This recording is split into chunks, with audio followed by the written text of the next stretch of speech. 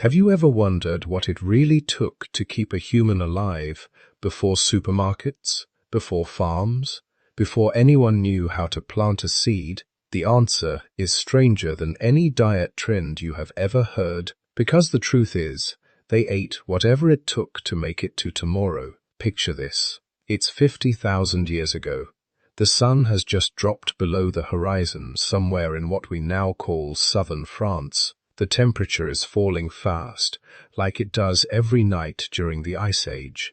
But you're not cold, not yet, because 20 feet away, there's a fire crackling, throwing dancing shadows across the limestone cliff face behind you. The smell hits you first. Roasting meat, fat dripping onto hot stones with a sizzle that makes your mouth water. Someone's turning a hair on a spit made from a green branch. The skin is starting to char, split open, revealing the flesh underneath.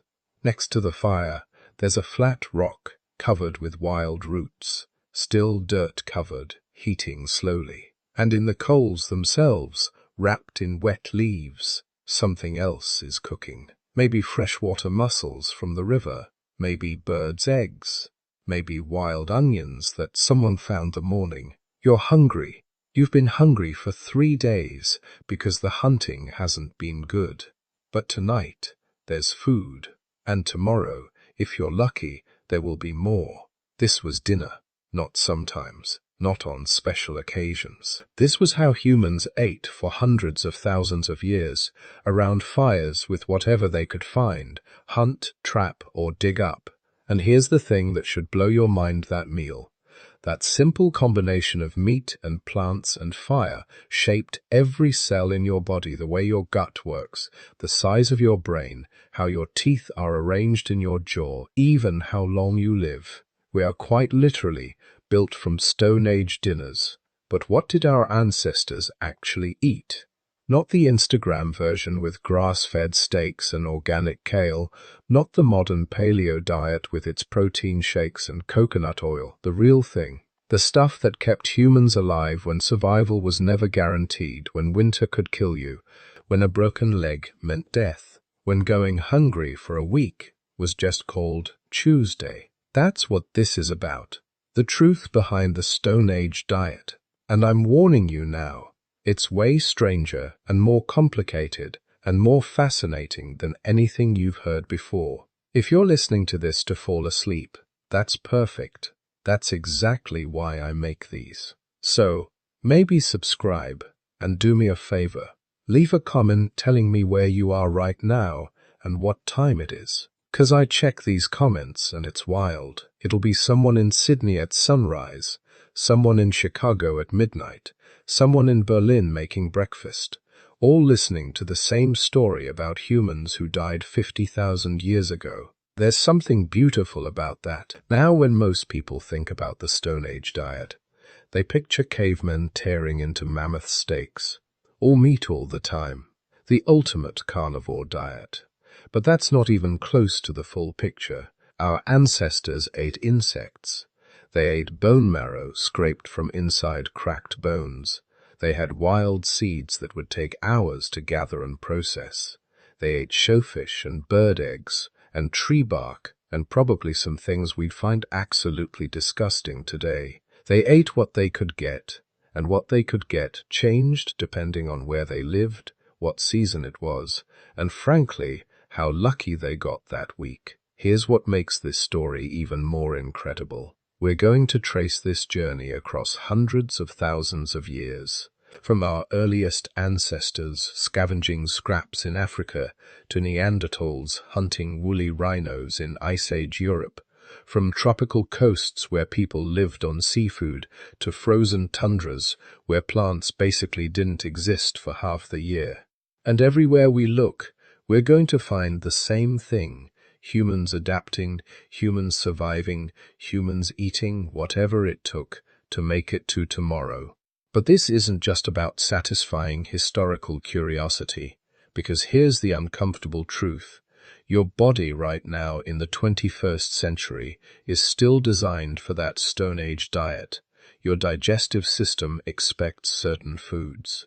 Your metabolism runs best on certain fuel. Your gut bacteria evolved to process things that most of us never eat anymore. We changed our diet faster than our bodies could evolve to handle it, and we're living with the consequences every single day. So we're going to start at the very beginning. Millions of years ago, before we were even really human yet, back when our ancestors were still figuring out that there was more to eat than just fruit and leaves, back when someone first picked up a rock and realized you could use it to smash open bones and get at the fatty marrow inside. That moment changed everything. It set us on a path that would eventually lead to agriculture, to civilization, to you listening to this right now. But first, we need to understand where we came from. We need to go back, way back. Let's get something straight right from the start. When we talk about the Stone Age diet, we're not talking about some trendy meal plan you can follow for 30 days. We're talking about roughly 3-5 million years of human history. 3-5 million years. That's not a diet.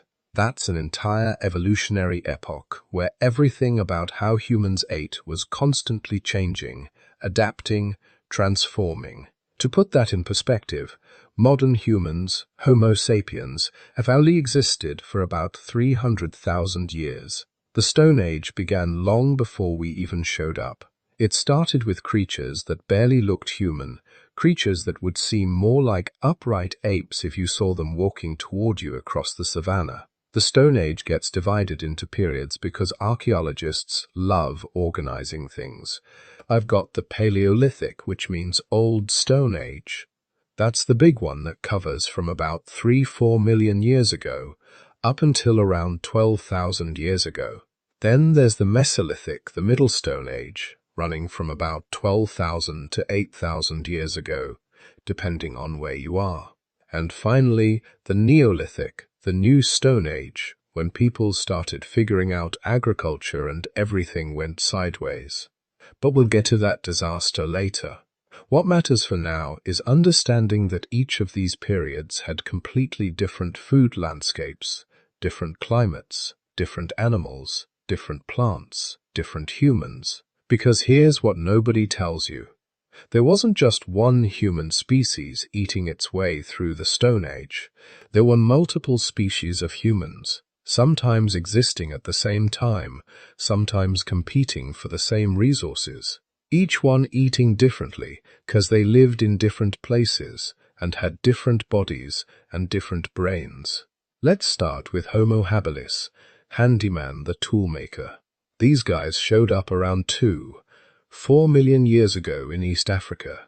Small bodies, still partially adapted for climbing trees, but with brains noticeably larger than earlier apes. They weren't impressive by modern standards. Put a Homo habilis next to a modern human, and you'd be looking at something maybe 4 feet tall, probably weighing less than 100 pounds, with arms that seemed too long, and a face that jutted forward in ways that would look wrong to us. But they were eating meat, not much probably.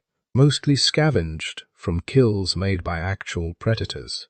But they figured out tools, simple stone flakes that could cut through hide and strip meat from bones. That was the breakthrough. That was the moment the human lineage stepped onto a path that would lead to everything else. Then came Homo erectus, upright man. Now we're talking about a game changer. These humans showed up around 19 million years ago, and they were different, taller, sometimes over 6 feet, bodies built for long-distance walking, brains significantly larger than Homo habilis, and most importantly, they figured out fire. Homo erectus spread out of Africa. They colonized huge chunks of Asia and Europe. Think our tools and fossils from Spain to Indonesia, from Ethiopia to China. They survived for nearly 2 million years, which makes them the most successful human species in history if you're measuring by longevity. And everywhere they went, they adapted their diet to whatever was available. In Africa, they were probably eating a mix of scavenged meat, hunted small game, roots, tubers, fruits. In Asia, they encountered completely different food sources, different animals, different plants, different challenges. Some populations lived near water and added fish and shellfish to their diet. Others lived in grasslands and focused on hunting herd animals. Still others survived in forests where plant foods would have been more reliable than meat. Then the climate started doing what climate does. It changed constantly, dramatically, without warning. The Pleistocene epoch, which covered most of the Stone Age, was a time of wild climate swings, ice ages that lasted tens of thousands of years, where glaciers covered huge portions of Europe and Asia and North America. Then interglacials, warm periods where the ice retreated and forests expanded. Then back to ice again, over and over, cycling every 100,000 years or so. Each swing changed everything. During ice ages, massive grasslands called mammoth steppes covered regions that are forests today. Giant mammals, woolly mammoths, woolly rhinos, giant deer. They dominated these landscapes. Humans who lived in these regions had to become hunters. Had to because for half the year plant foods essentially didn't exist. Everything was frozen. The only calories available were walking around on 4 legs wearing fur coats. During interglacials, forests expanded, different animals thrived. Plant foods became abundant again. Humans could rely more on gathering, less on hunting. The entire rhythm of life changed with the climate. This meant humans were constantly adapting. Not over millions of years, but over thousands, sometimes hundreds. Populations that specialized in hunting big game during ice ages had to completely change their strategies when the climate warmed and the forest returned. Groups that had relied heavily on plant foods during warm periods had to learn hunting techniques when the ice came back. There was no single Stone Age diet, because there was no single Stone Age environment. Africa, where human digestion first evolved, was a mosaic of habitats. Rainforests near the equator, savannahs dotted with acacia trees, mountain highlands, river valleys, coastal zones. Each region offered different food sources. Each region selected for slightly different adaptations. The humans who stayed in Africa, who eventually became us, had to be generalists, had to be adaptable enough to eat whatever was available, because African climates, while less extreme than the Ice Age North, still fluctuated enough to make specialization dangerous. Specialize too much on one food source, and you're dead when that food source disappears during a drought. Meanwhile, the humans who left Africa and spread across Europe and Asia, they could afford to specialize. Neanderthals evolved into cold weather specialists, master hunters perfectly adapted to Ice Age Europe. They became so good at hunting large mammals that meat probably made up 70, 80, maybe 90% of their diet during winter months. Their bodies changed to match. Stockier builds, massive muscle mass, enormous caloric requirements. Then there were the mysterious Denisovans, the third human species that we barely know anything about except through their DNA. They spread across Asia, adapted to environments ranging from tropical Southeast Asia to the high-altitude Tibetan Plateau. Each population eating differently, adapting differently, evolving differently. By 50,000 years ago, when our ancestors were sitting around that fire in southern France, eating roasted hare and wild roots, they were the product of millions of years of dietary adaptation. Their guts had evolved to process meat. Their teeth had changed shape to handle both tough plant fibers and meat. Their brains had grown massive, fueled partly by the calorie-dense foods their ancestors had learned to exploit. But they were also incredibly flexible. Because the lesson of the Stone Age wasn't about eating one perfect diet, it was about being able to eat anything, everything, whatever it took to survive until spring came again. This isn't some shameful secret. This is the foundation of everything that came after. The scavenger's table was where humanity learned to eat meat. And that decision, that adaptation, changed us more profoundly than almost anything else in our evolutionary history. The earliest evidence comes from a place called Dika in Ethiopia. 3-4 million years ago, someone took a stone tool and scraped it across the rib bones of a large mammal, probably trying to strip off whatever meat the lions had left behind. Then they moved to a leg bone from a different animal and made cut marks there, too. We know this because those marks are still visible, preserved in the fossilized bones. We can see the angle of the cut, the depth, even identify the type of stone tool that made them. These weren't sophisticated butchery techniques. These were the desperate scratchings of creatures who had no idea what they were doing, but were hungry enough to try anyway. The being who made those marks probably wasn't even in the genus Homo yet. This was earlier, deeper in our family tree. Australopithecus afarensis maybe, or something similar. Small-bodied, small-brained, still spending significant time in trees. But they were curious and probably desperate, because here's the situation they were facing. The African climate was drying out. Forests were shrinking. The fruit and leaves that their ancestors had relied on were becoming less reliable. They needed new food sources, or they needed to go extinct. Meat was everywhere. It was walking around on 4 legs, flying overhead, swimming in rivers, but actually killing animals when you weigh 90 pounds and your only weapons are your hands. That's not happening. Lions, leopards, hyenas, wild dogs, they were the predators. They had the teeth, the claws, the speed, the hunting instincts, refined over millions of years of evolution. But they were also wasteful. A lion kills a zebra and eats maybe 30 pounds of meat. Then it gets full and wanders off to sleep in the shade. That leaves hundreds of pounds of perfectly good meat sitting there, rotting in the sun. Hyenas show up and take their share. Vultures circle down and pick at what's left. By the time everyone's had their turn, the carcass looks pretty grim, but there's still nutrition there, locked inside the bones. Bone marrow. This is important. This is the key that unlocked everything else. Marrow is basically concentrated fat and protein. It's one of the most nutrient-dense foods in nature, and predators, even big ones like lions, they can't get at it. Their teeth can crush bones to some extent, but not efficiently, not the way they'd need to in order to extract every bit of marrow from a skeleton. So, they leave it. They walk away from thousands of calories because their bodies aren't designed to access it. But a clever ape with a rock, that ape can smash bones open, can crack them apart and scoop out the creamy, calorie-rich marrow inside.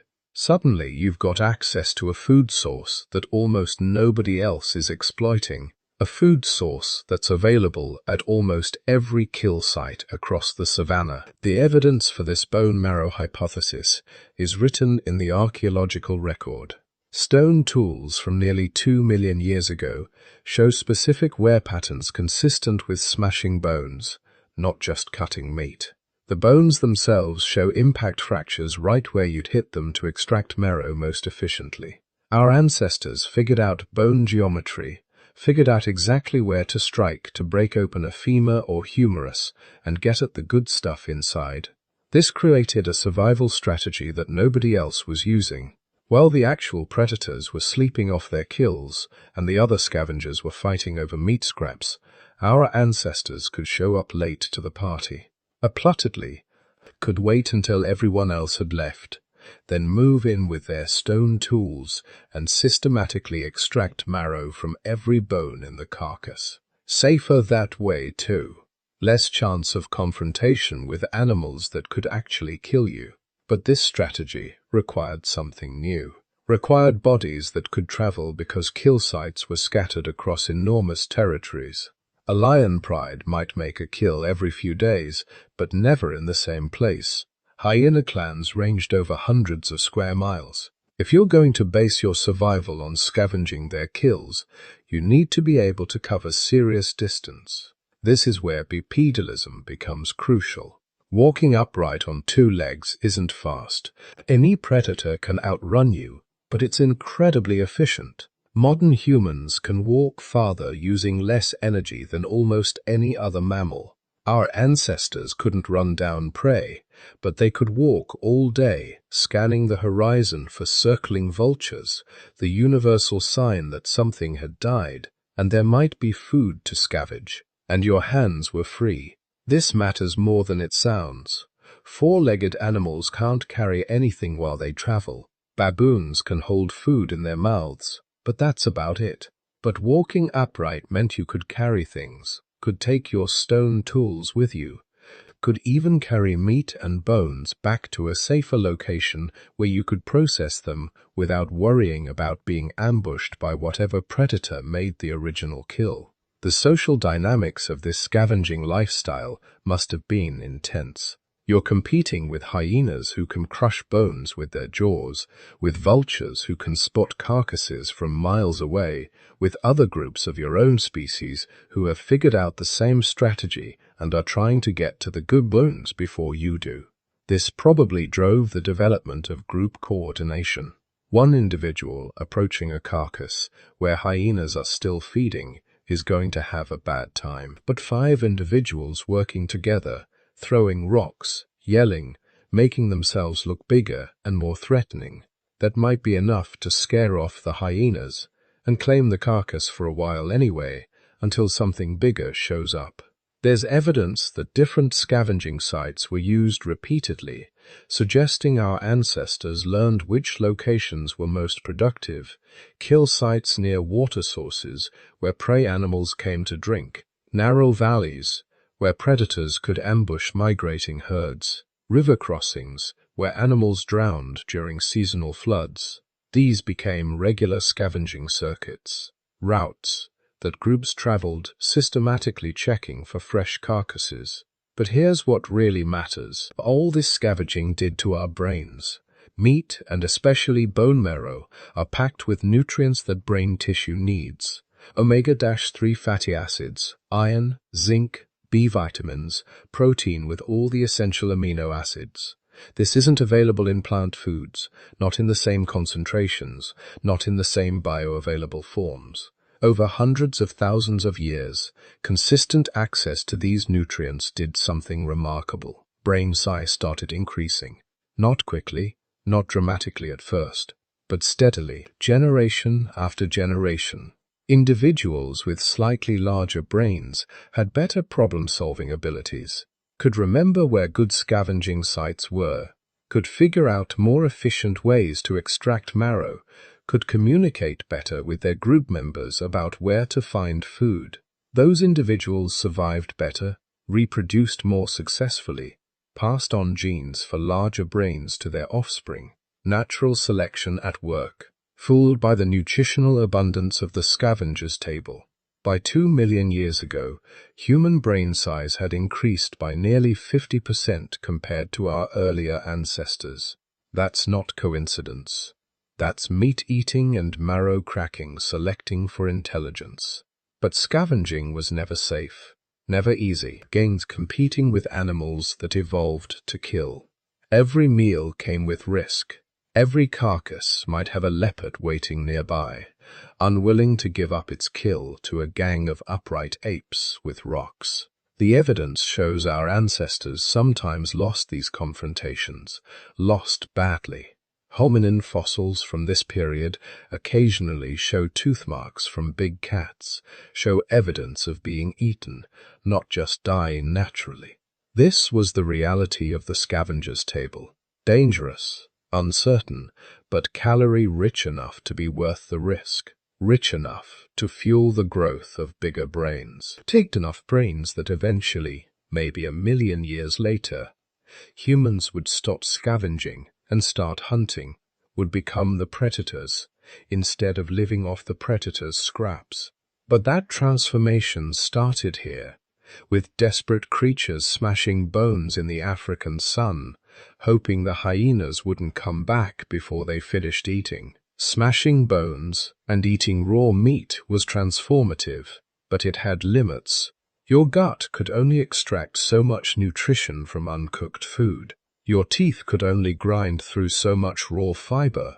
Your body spent enormous energy just trying to digest what you'd eaten, leaving less available for growing that expensive brain tissue. Something happened that changed human evolution more profoundly than perhaps anything before or since. Someone figured out how to control fire, not just use it. Lightning strikes have been starting fires since forever. Our ancestors probably knew you could cook meat in the aftermath of a grassland blaze. But that's opportunistic. That's not the same as carrying fire with you, maintaining it, keeping it alive day after day.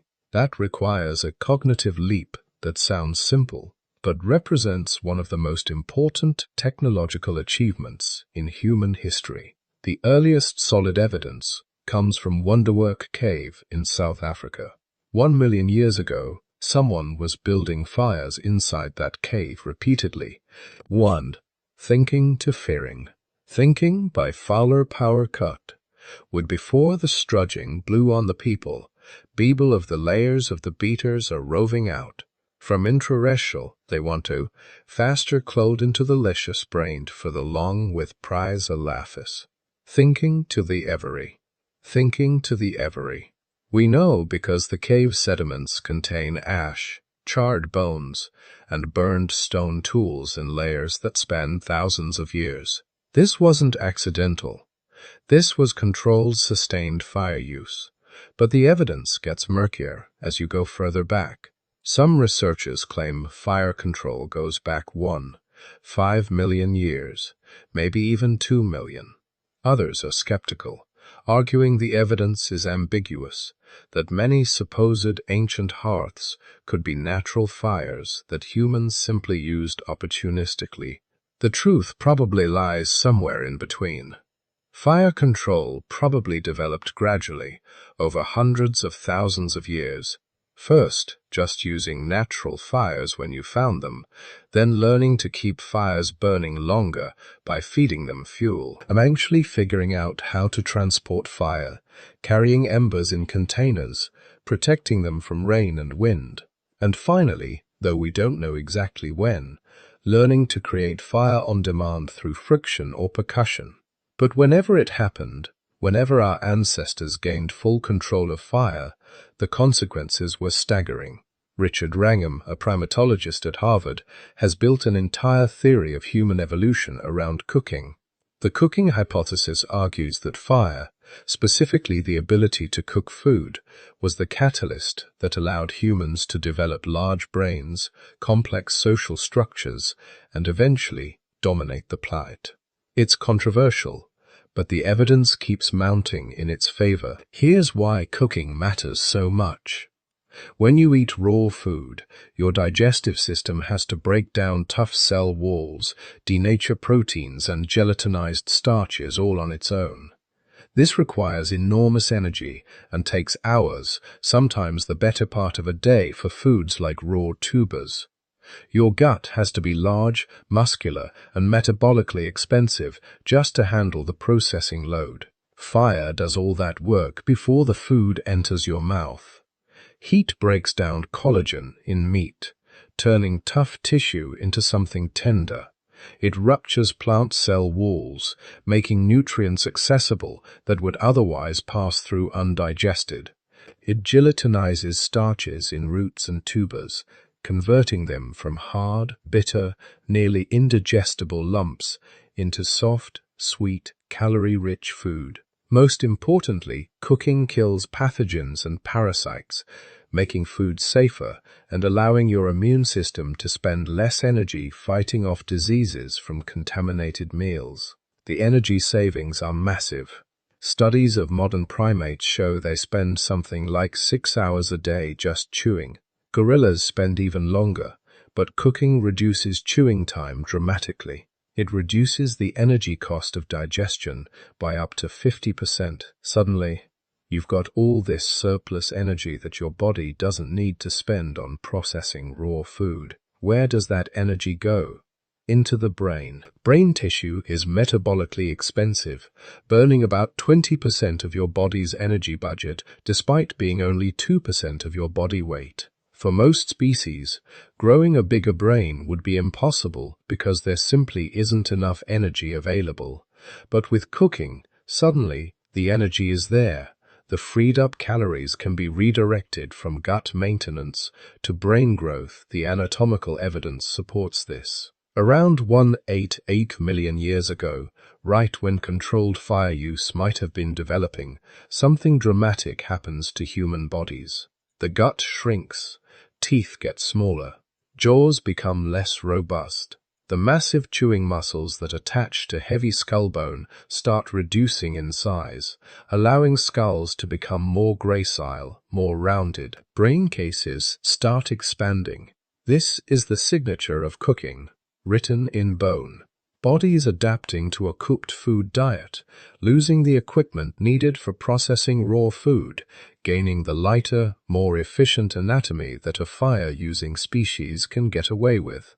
By the time Homo erectus appears in the fossil record, humans look fundamentally different from their predecessors. Smaller guts, smaller teeth, vastly larger brains.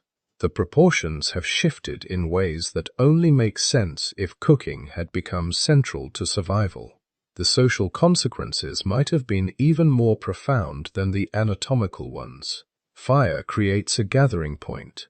For the first time in evolutionary history, humans had a reason to return to the same location every evening. The hearth became the center of social life. You couldn't wander off because the fire needed tending, needed feeding. Someone had to keep watch to make sure it didn't go out or spread where it shouldn't. This created new social dynamics. Extended families gathering around the fire after dark. Previously, sunset meant finding a safe place to sleep, probably in trees or on cliff faces, anywhere predators couldn't easily reach. Sleep came early because there was nothing else to do in the darkness. But fire extended the usable day, provided light and warmth for hours after sunset, created a protected space where predators who feared flames wouldn't venture. What did people do with those extra hours? They talked. They shared information about where food could be found. They taught children how to make tools, how to find water, how to recognize dangerous plants. They told stories. The hearth became a classroom, a newsroom, a theater. Language probably existed before cooking. But fire created the social context where complex communication became not just useful, but essential, and cooking itself required planning, patience, and knowledge transfer. You had to know which foods needed cooking and which didn't. 1. He had to understand that some foods, like certain roots and tubers, were toxic when raw, but safe when cooked. Had to learn the right cooking times, the right temperatures, the right techniques. This knowledge had to be passed down deliberately, taught to each generation. Oral tradition probably began around the cooking fire. What were they actually cooking? Meat? Certainly. Evidence from many sites shows burned animal bones with cut marks, indicating butchered meat was being roasted. But meat was probably the minority of cooked calories. Hunter-gatherers across all environments rely heavily on plant foods, and our Stone Age ancestors were almost certainly no exception. Underground storage organs, tubers, roots, pounds. These would have been staples.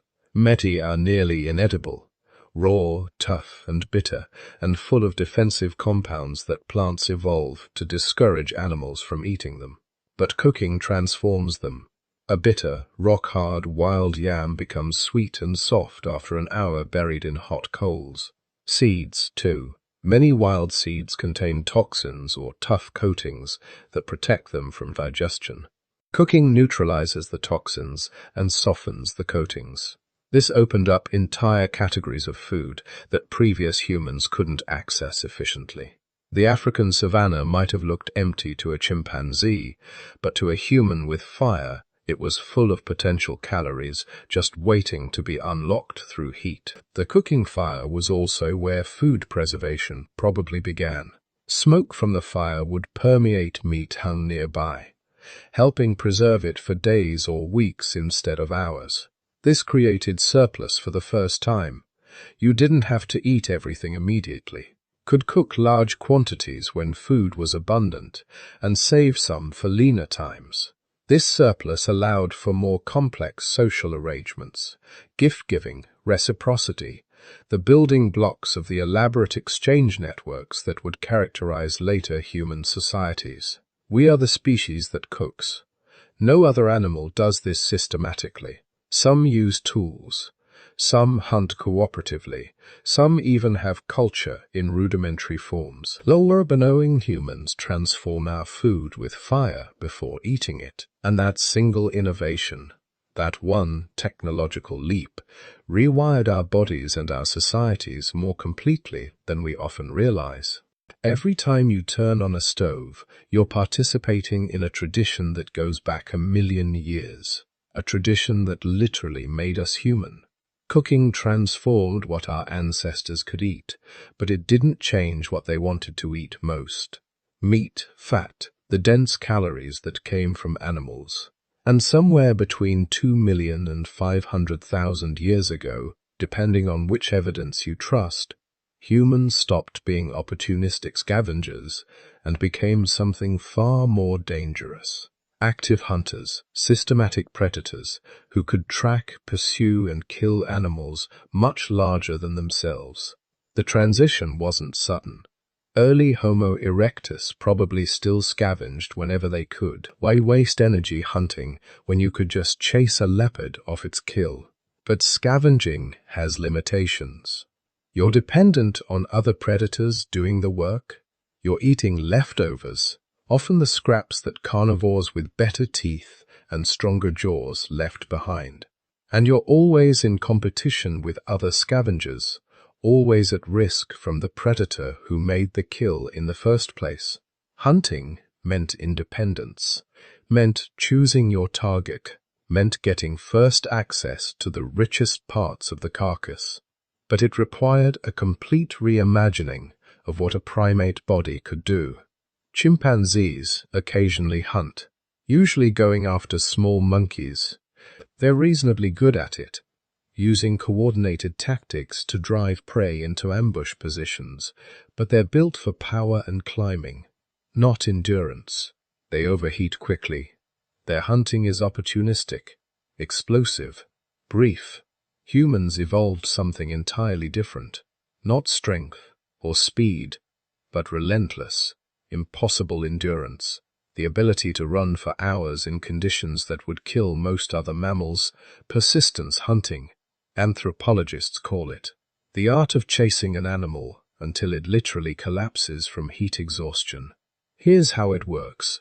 You spot a herd of antelope on the African savanna at midday, when the sun is at its highest. Most predators are sleeping through the heat, but you're just getting started. You select your target, usually an individual that's young or slightly injured or somehow vulnerable. Then you start running, not sprinting, jogging really, a pace you can maintain for hours. The antelope bolts. Of course, it's vastly faster than you over short distances. It disappears over a hill and you think that's the end of it, but you're a tracker. You can read the signs it left behind, the prints in the dust, the disturbed vegetation. You follow, not frantically, just steadily. You know something the antelope doesn't. You know that you're going to win. The antelope stops a mile away, panting heavily. Its body wasn't built for extended running and heat. It has fur which traps heat. It cools itself by panting, which is inefficient compared to sweating. And critically, it can only breathe at certain gaits. When it gallops, its breathing is locked to its stride. It can't increase its breathing rate independently to cool down faster. You arrive at that spot 15 minutes later, still jogging, barely winded. The antelope sees you coming and bolts again. Another sprint, another period of desperate fleeing. But each time it runs, its core temperature rises a little more. Each time it stops, it needs a little longer to recover.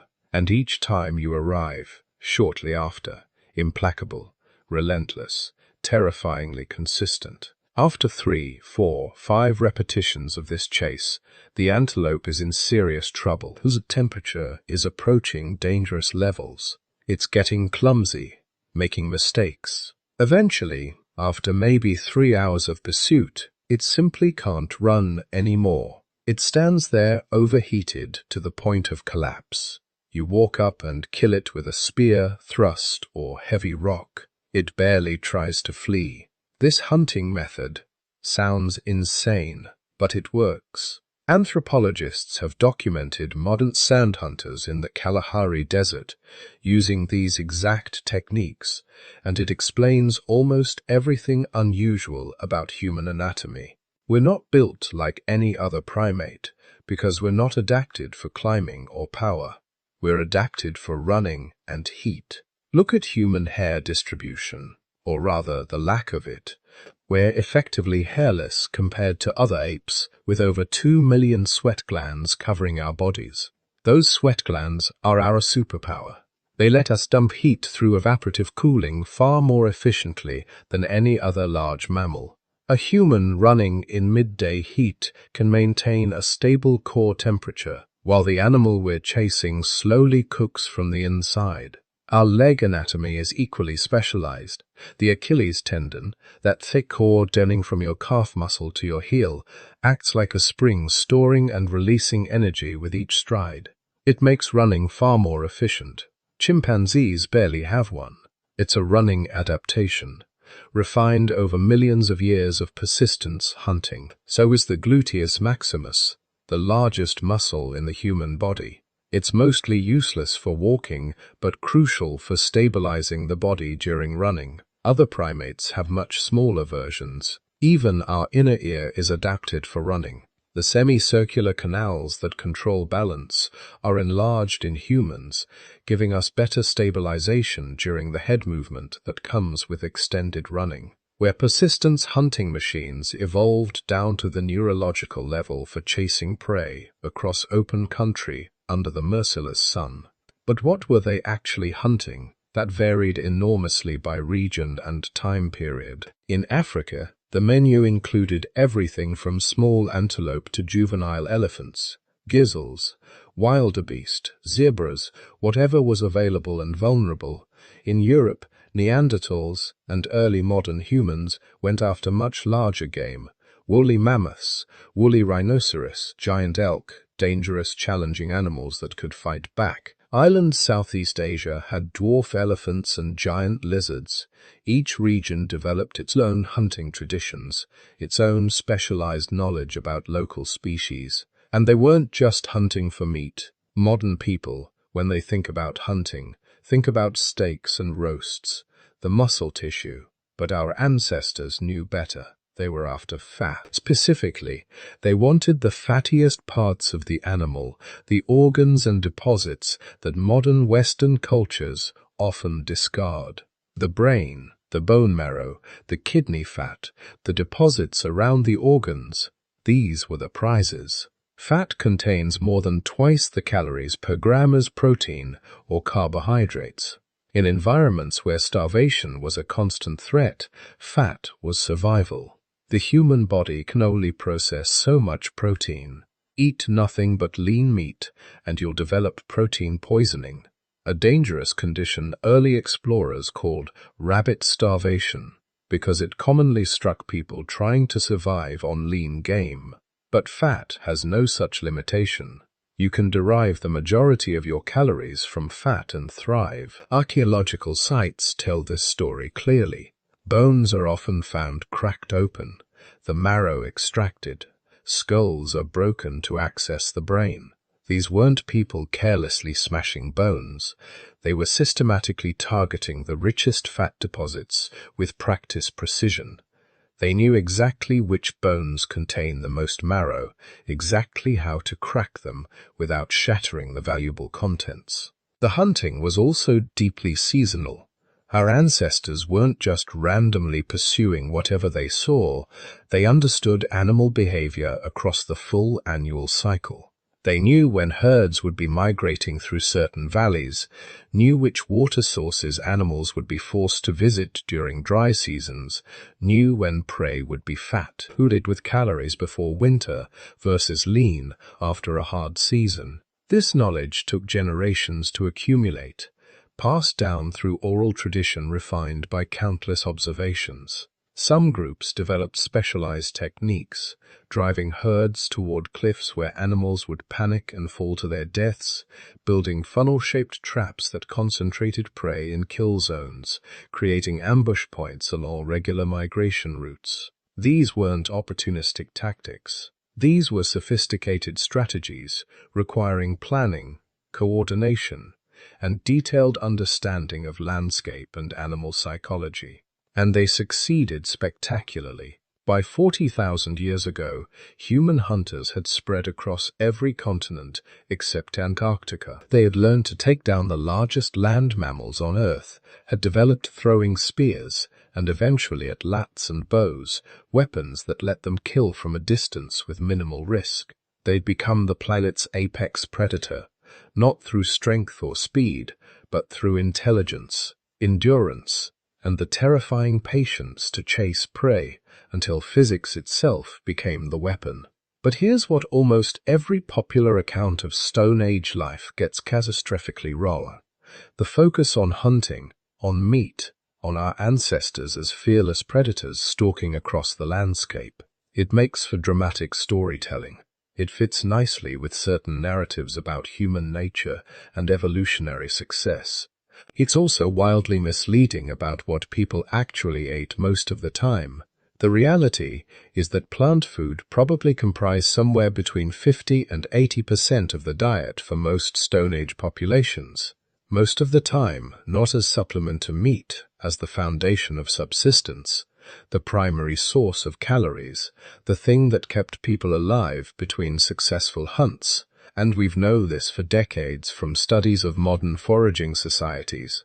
But somehow the meat-centric myth persists. Think about the basic mathematics of hunting. Even skilled hunters in favorable environments might only make a significant kill every few days, sometimes longer. Weather turns bad, herds move away, you get injured, the hunt fails for any of 1,000 reasons. You can't just decide to eat meat today and have it magically appear. But plants are everywhere. They don't run away. They're predictable, harvestable, reliable in ways that hunting never was.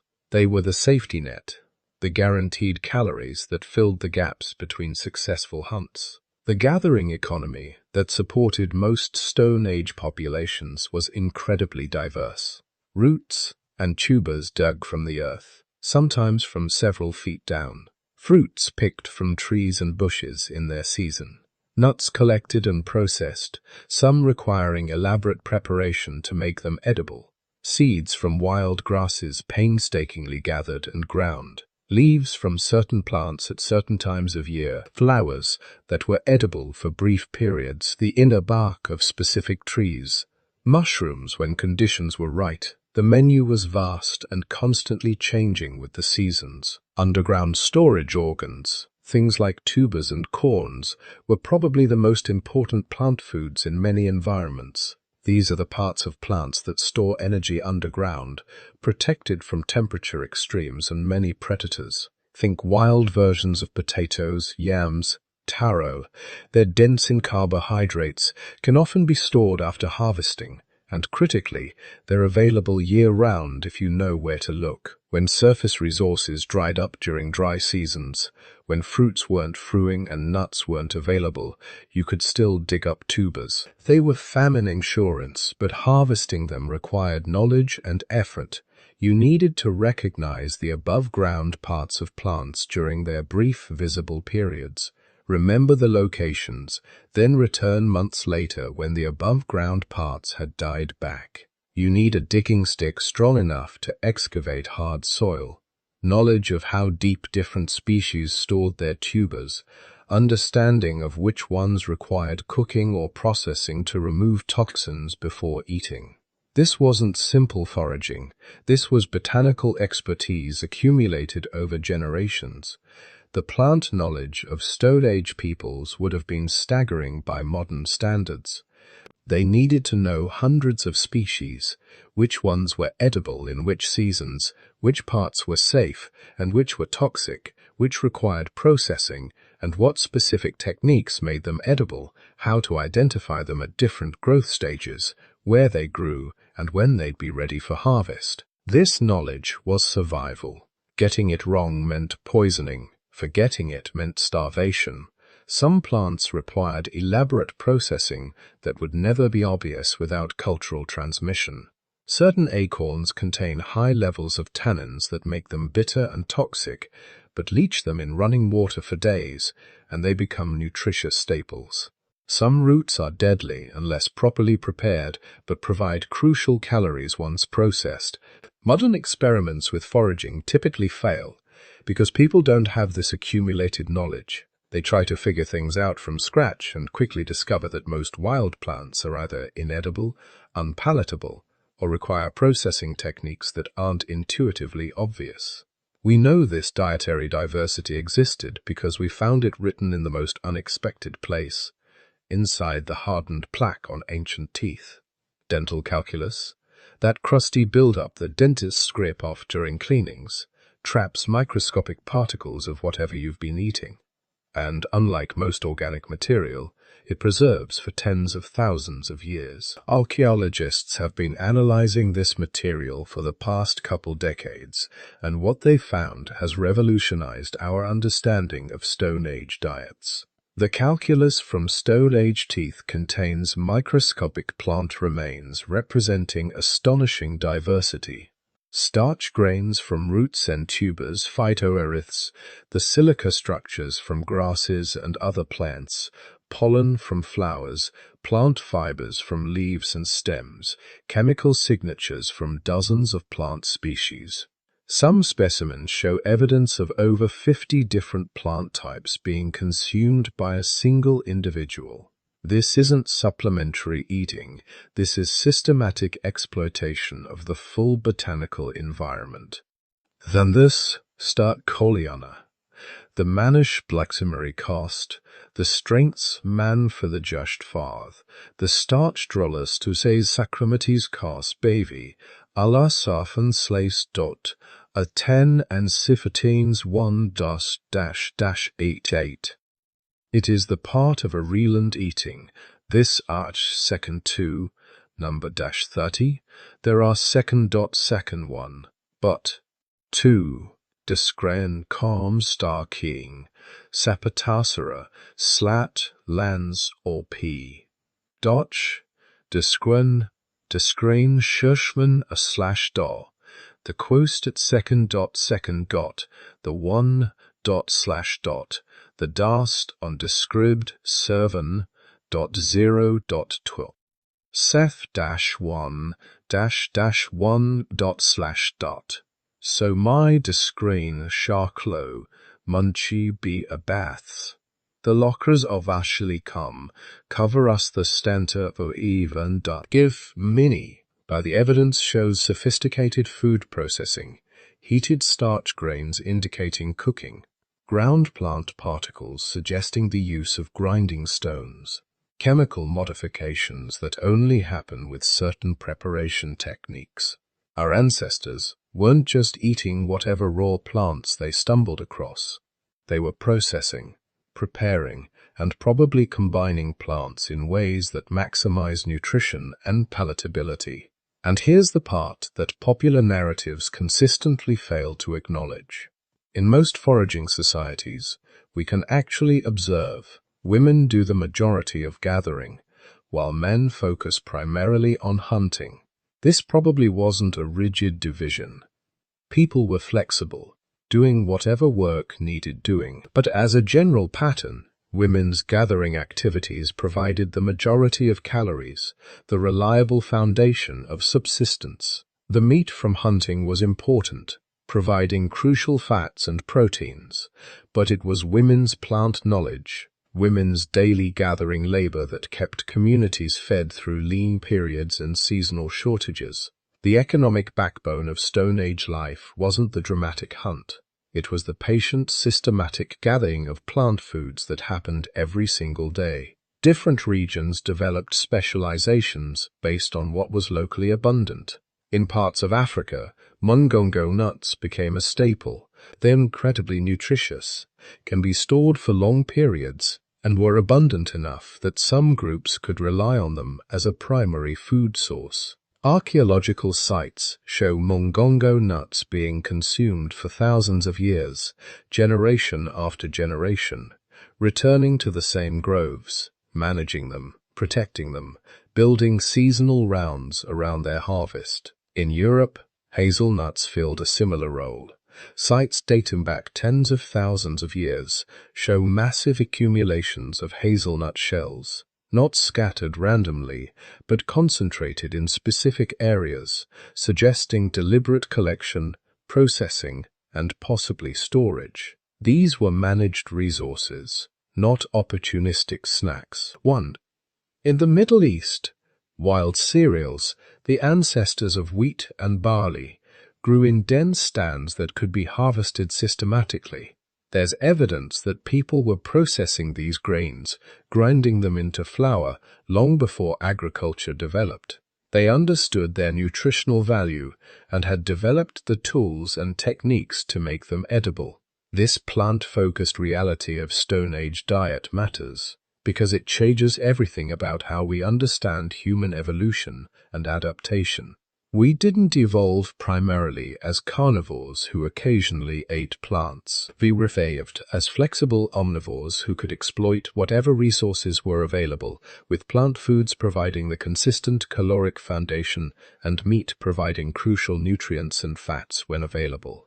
The story is far more complex, far less dramatic, and far more interesting than the simple hunting narrative allows. But plants were only half the story to really understand what our Stone Age ancestors ate and what it did to their bodies.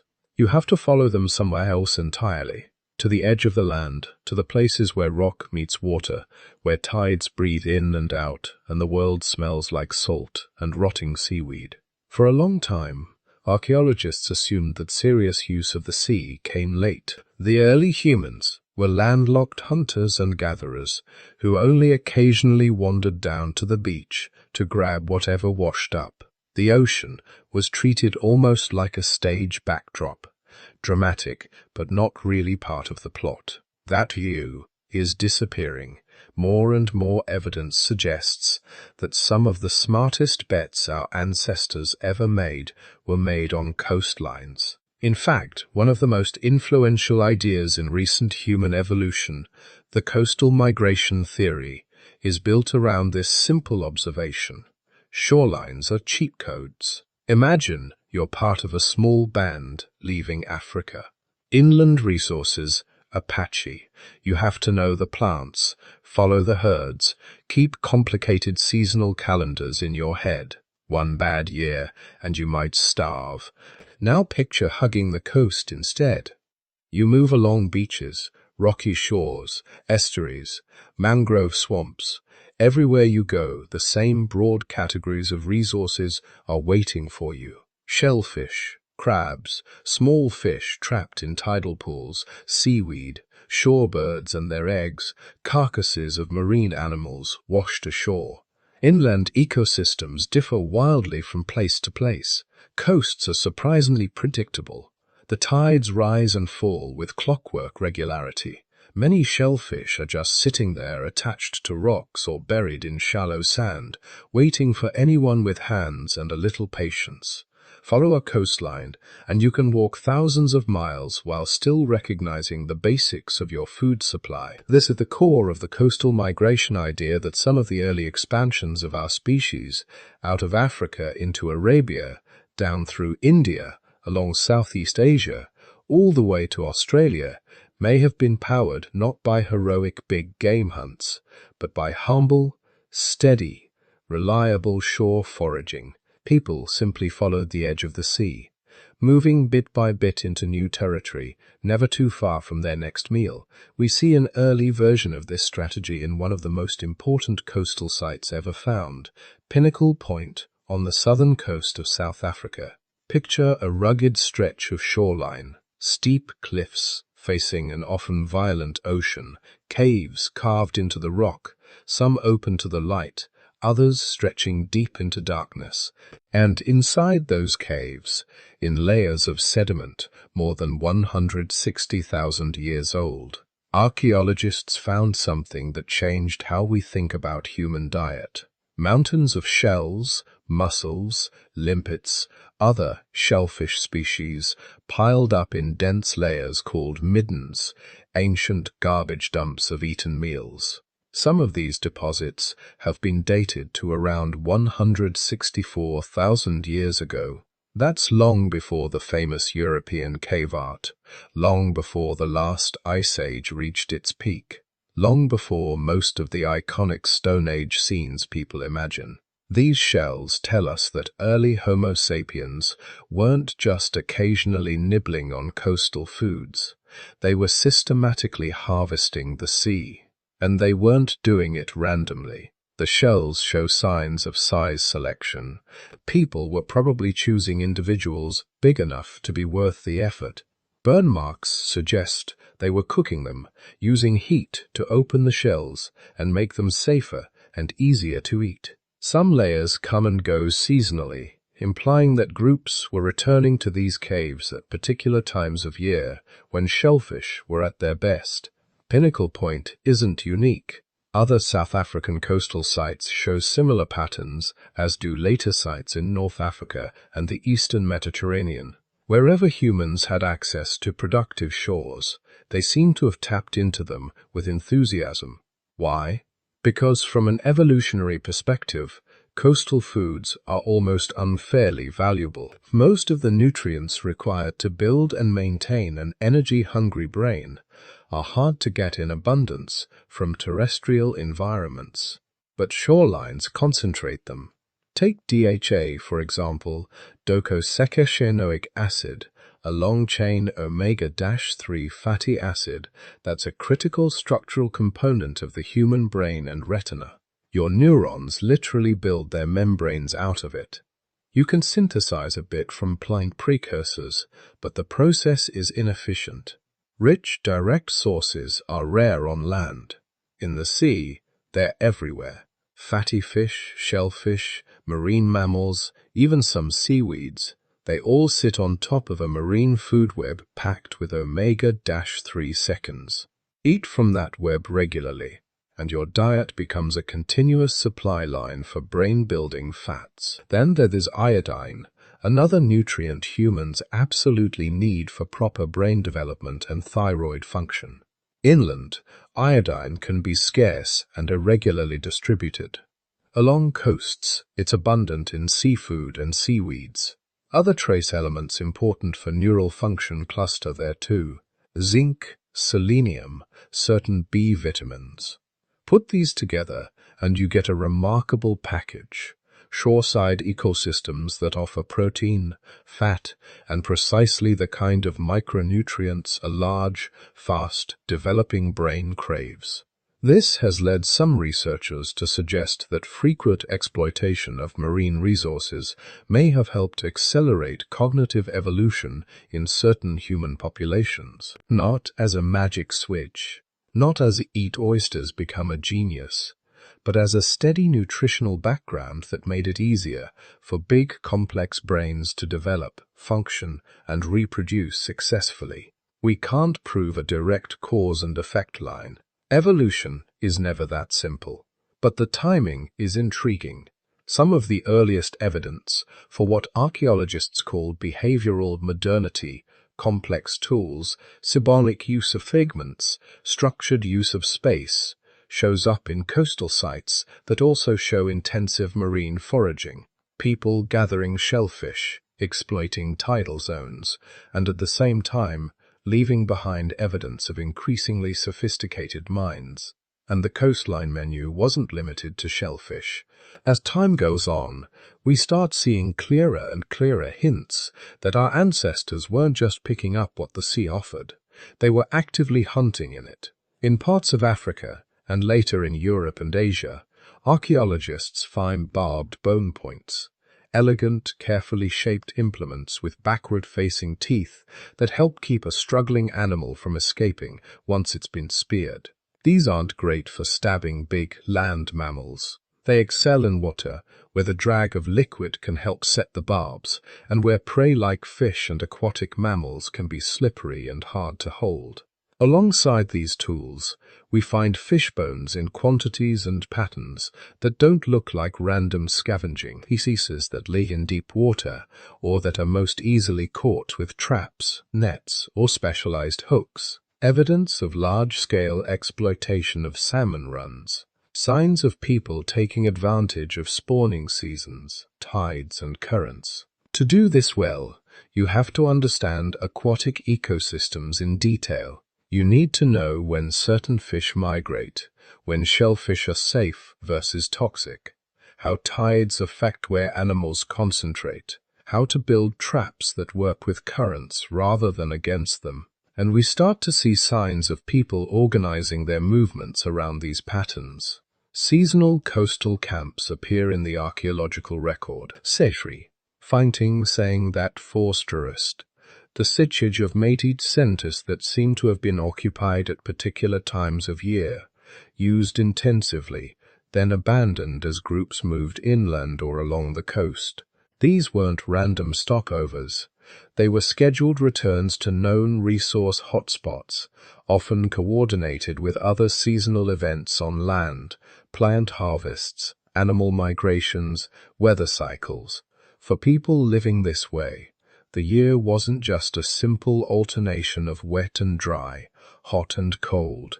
It was a rotating calendar of opportunities. The shellfish are best in this bay in early spring. The fish run up this river in late summer. These seabirds nest here in early winter, each event offering specific foods with specific nutritional profiles. Coast also offered something else crucial for small, vulnerable primates trying to survive in a dangerous world. Low-risk calories. Think back to hunting large animals. You can get a huge payoff, but you're facing obvious dangers. Trampling, goring, long chases that can lead to injury or failure. The energy investment is high. The risk of coming home empty-handed is real. Now picture shellfish gathering. You wait for low tide, walk out onto the rocks, pry limpets from stones, dig clams from wet sand. It's repetitive, sometimes cold and uncomfortable, but the risk of catastrophic injury is minimal. Children and older people can help. You can collect enough for a family in a few hours. For a species whose survival strategy increasingly depended on cooperative groups, long childhoods, and elders who stored knowledge, this kind of low-risk shareable food mattered. It supported babies, nursing mothers, and people past their physical prime but still cognitively sharp. It made it easier to maintain larger, more stable communities. And because so much of coastal foraging relies on timing, prediction, and shared maps of the environment, it likely rewarded good communication. Knowing when to go, where to gather, how to avoid dangerous rip currents or poisonous species. These are things best transmitted through teaching, story, and eventually language. Along the world's ancient shorelines, our ancestors weren't just filling their stomachs. They were quietly feeding their brains with nutrients, with information, with social coordination. So while the classic image of human evolution often centers on the savannah hunt, spear in hand, there's another, equally important scene playing out at the same time. Families walking across glistening tidal flats at dawn, baskets or skin bags in hand. Children learning to spot the faint depression that marks a buried clam, elders pointing out a rocky outcrop and saying in whatever language they spoke, "Here, when the moon is big and the waterfalls low, the food is always good." Those shorelines became launch pads nutritionally, cognitively, and geographically. They nourished bodies, buffered against famine, and may have given certain populations just enough of an edge, just enough of a boost in brain function and social complexity to push human evolution along one more notch. From there, our cousins would carry their coastal knowledge into colder waters and different seas, and on another set of shores far to the north and west, a very different kind of shoreline specialist was perfecting its own menu. When we follow that trail of shoreline specialists north into Ice Age Europe, we don't just meet cavemen, we meet Neanderthals. For a long time their menu was written in caricature. Heavy-browed brutes gnawing roasted mammoth haunches in smoky caves, pure meat machines who spent every waking hour thinking about the next hunt. The reality, emerging from their bones, teeth, and hearths, is stranger, subtler, and in many ways more impressive. Yes, Neanderthals were formidable hunters. In some regions they really did sit at the top of the food web, rivaling wolves and big cats.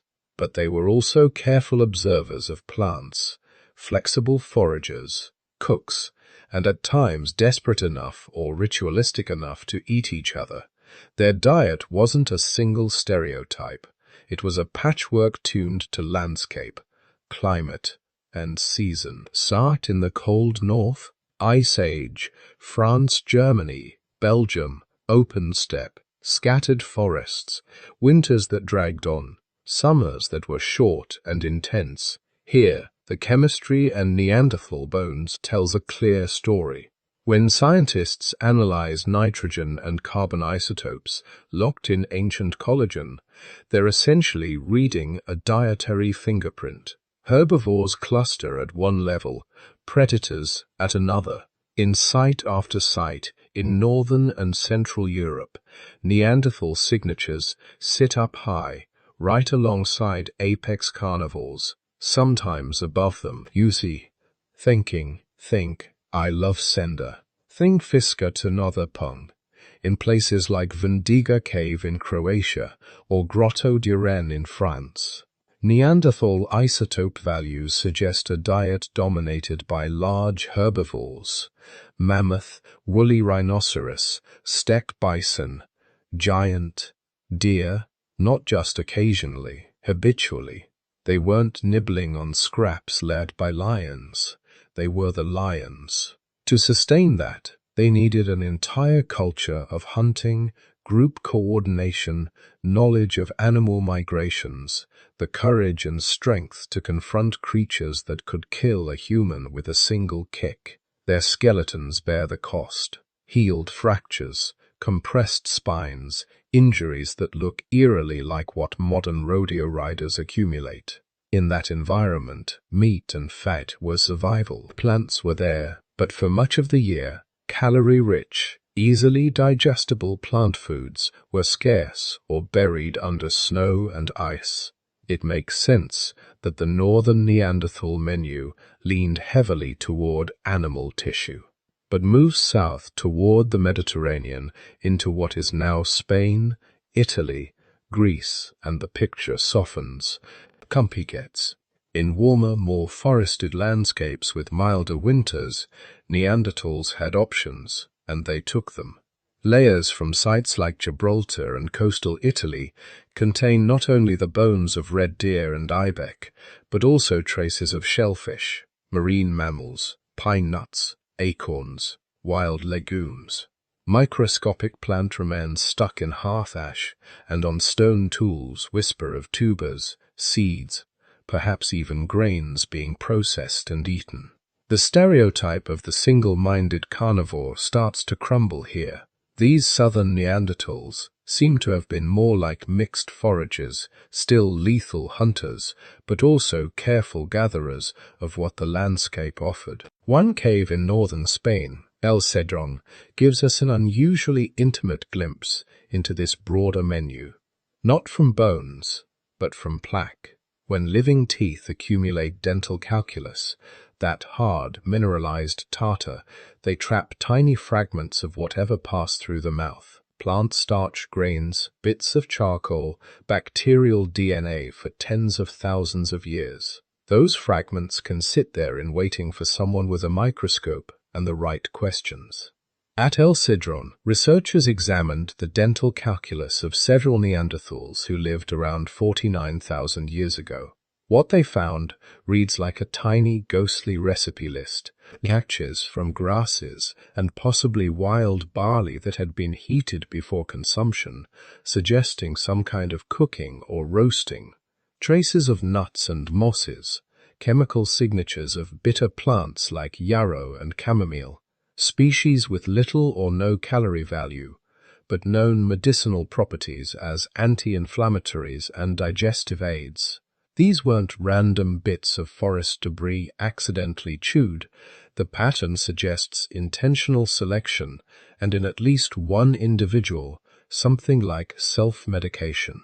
A Neanderthal, with evidence of a dental abscess and gut parasites, appears to have been consuming plants that in modern herbal medicine are used to alleviate similar ailments. Fire residues in the same calculus show that much of what they ate had been cooked, not just meat, but plants too. So on one side, we have isotope data from colder regions, painting Neanderthals as hypercarnivores. On the other, dental and archaeological evidence from milder regions that show them experimenting with plant foods, herbs, and perhaps even primitive pharmacology. These two pictures aren't contradictions. They're a map of regional variation. Neanderthals, like us, adapted their diets to where they lived.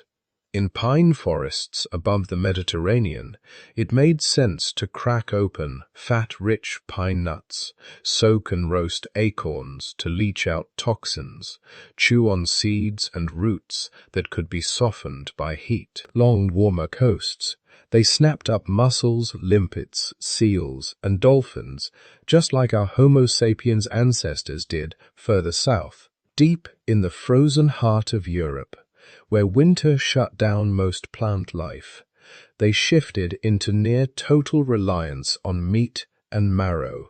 Wherever they lived, they cooked. We find Neanderthal hearths across their range, concentrations of charcoal, re-and earth, cracked bones, and heat-altered stones arranged in patterns that scream controlled fire rather than random wildfires. Around these hearths, there are clues to how they prepared their food. Some stones show repeated cycles of heating and rapid cooling, consistent with a technique called stone boiling. You heat rocks in a fire, then drop them into a container of water, a skin bag, a bark vessel, a shallow pit lined with hide to bring the water to a simmer. Drop in meat strips, roots, or seeds, and you have a kind of stew or broth. We don't find many of the containers themselves. Soft materials rarely survive for tens of thousands of years. But the physics of those burned and cracked stones, combined with ethnographic parallels from recent hunter-gatherers, makes stone boiling a strong candidate for Neanderthal cooking. Grinding marks on some stones, and where patterns on certain tools suggest they were also processing plants. Grinding seeds into meal, pounding fibrous roots to make them more digestible. Even a basic mashing or pre-chewing of tough food would have changed its nutritional impact, making more calories accessible, easing the burden on teeth and gut. None of this lines up with the old image of Neanderthals as clumsy, unimaginative eaters. They knew how to transform their food, but not every trace they left behind is comforting. At a number of sites, Elijon again, Krapina in Croatia, Mulodresi in France, Neanderthal bones themselves bear the marks of butchery, cut marks in the same places you'd slice to remove meat from an animal limb, cracked long bones clearly open to access marrow, skull fragments broken in patterns consistent with brains being extracted. Often these human remains lie mixed with animal bones that show identical treatment. This is strong evidence for cannibalism. What it meant is less clear. In some contexts, like Mulogeri, the pattern suggests simple, unsentimental consumption. A small group reusing a cave, processing human bodies in the same way they processed deer, likely under intense resource stress, perhaps during a hard winter or following some crisis. In others, the situation is harder to read. Some skeletons show signs of careful placement or partial burial, alongside evidence of defleshing, hinting at more complex behaviors, possibly ritual manipulation of the dead, perhaps a mixture of reverence and practicality that doesn't map cleanly onto any single modern category. Whatever the motives, the presence of cannibalism in their archaeological record tells us two important things about Neanderthal life. First, their food security could fail. Even skilled hunters and foragers could be pushed into extremes by climate swings, prey crashes, or social turmoil. Second, their relationship with the dead was not simple. Alongside clear cases of cannibalism, we also have Neanderthal burials where bodies seem to have been laid deliberately in pits, sometimes with grave goods or sprinkled pigments. They could treat some bodies as food, and others as something more, individuals worthy of ritual, memory, or care. Their diet, like their culture, had layers. When we compare this to early Homo sapiens in the same broad regions, another pattern emerges. Both species could be formidable meat-eaters. Both could cook, use fire, exploit plants, and occasionally practice cannibalism. But our lineage seems to have leaned harder into flexibility. In many mixed occupation sites, caves and shelters, where layers of Neanderthal and modern human use alternate, the Homo sapiens levels often show a broader spectrum of foods. More small game, more fish, more birds, more systematic use of tiny seeds and tough underground storage organs. Stone toolkits shift toward finer points and composite tools suited to trapping and snaring, not just close-range thrusting. Where Neanderthals specialized, we diversified. That doesn't mean Neanderthals were rigid or foolish. It means they had evolved into superb big game hunters in harsh seasonal environments, a strategy that worked brilliantly for hundreds of thousands of years until climate swung rapidly and a new competitor arrived that could wring calories from almost anything. In the end, that dietary plasticity may have given our ancestors a subtle but crucial edge. When a herd failed, we could pivot to fish.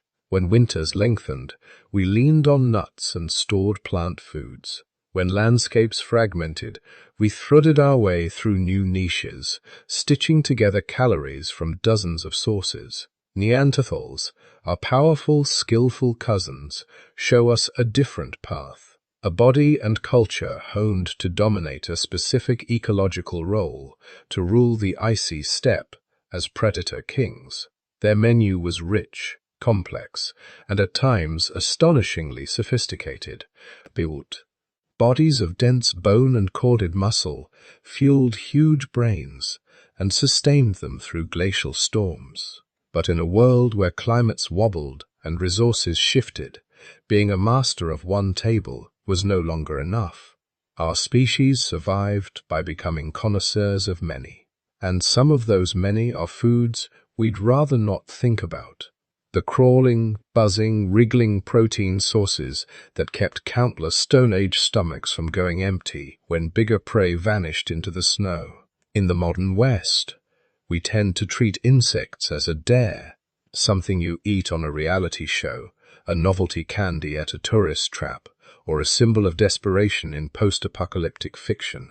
For most of our evolutionary history, they were none of those things. They were dinner, or at least a reliable side dish. If you zoom out and look at the deep time of human and pre-human evolution, one pattern keeps showing up. Big animals are boom and bust. Plants are seasonal and fickle. But insects are almost always there. They hide in logs. They swarm after rains. They pack themselves into hives, colonies, and mounds, concentrated bundles of fat, protein, and minerals, waiting to be tapped by anything clever and persistent enough to get at them. This is the basis of what some researchers call the entomophagy hypothesis. The idea that eating insects wasn't a weird exception, but a quiet, consistent thread running through our dietary past. Not every day, not everywhere, but often enough and predictably enough that our ancestors could depend on them when other foods failed. You don't have to imagine this from scratch.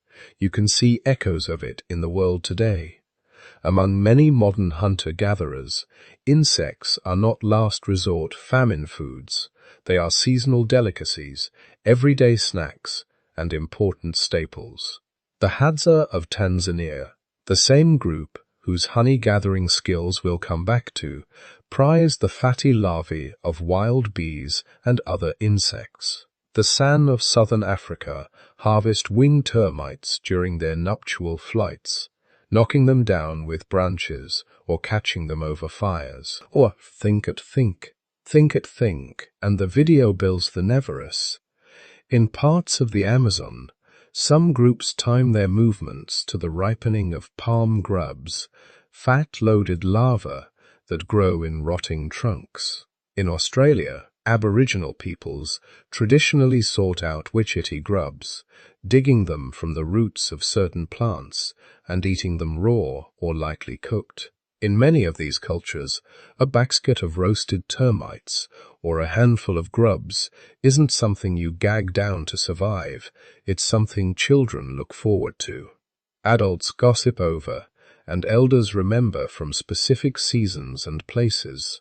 The pattern is so widespread across so many environments that it's hard to argue insects were somehow beneath our ancestors' dignity. In caloric terms, they certainly didn't behave like inferior foods. Nutritionally, insects are tiny powerhouses.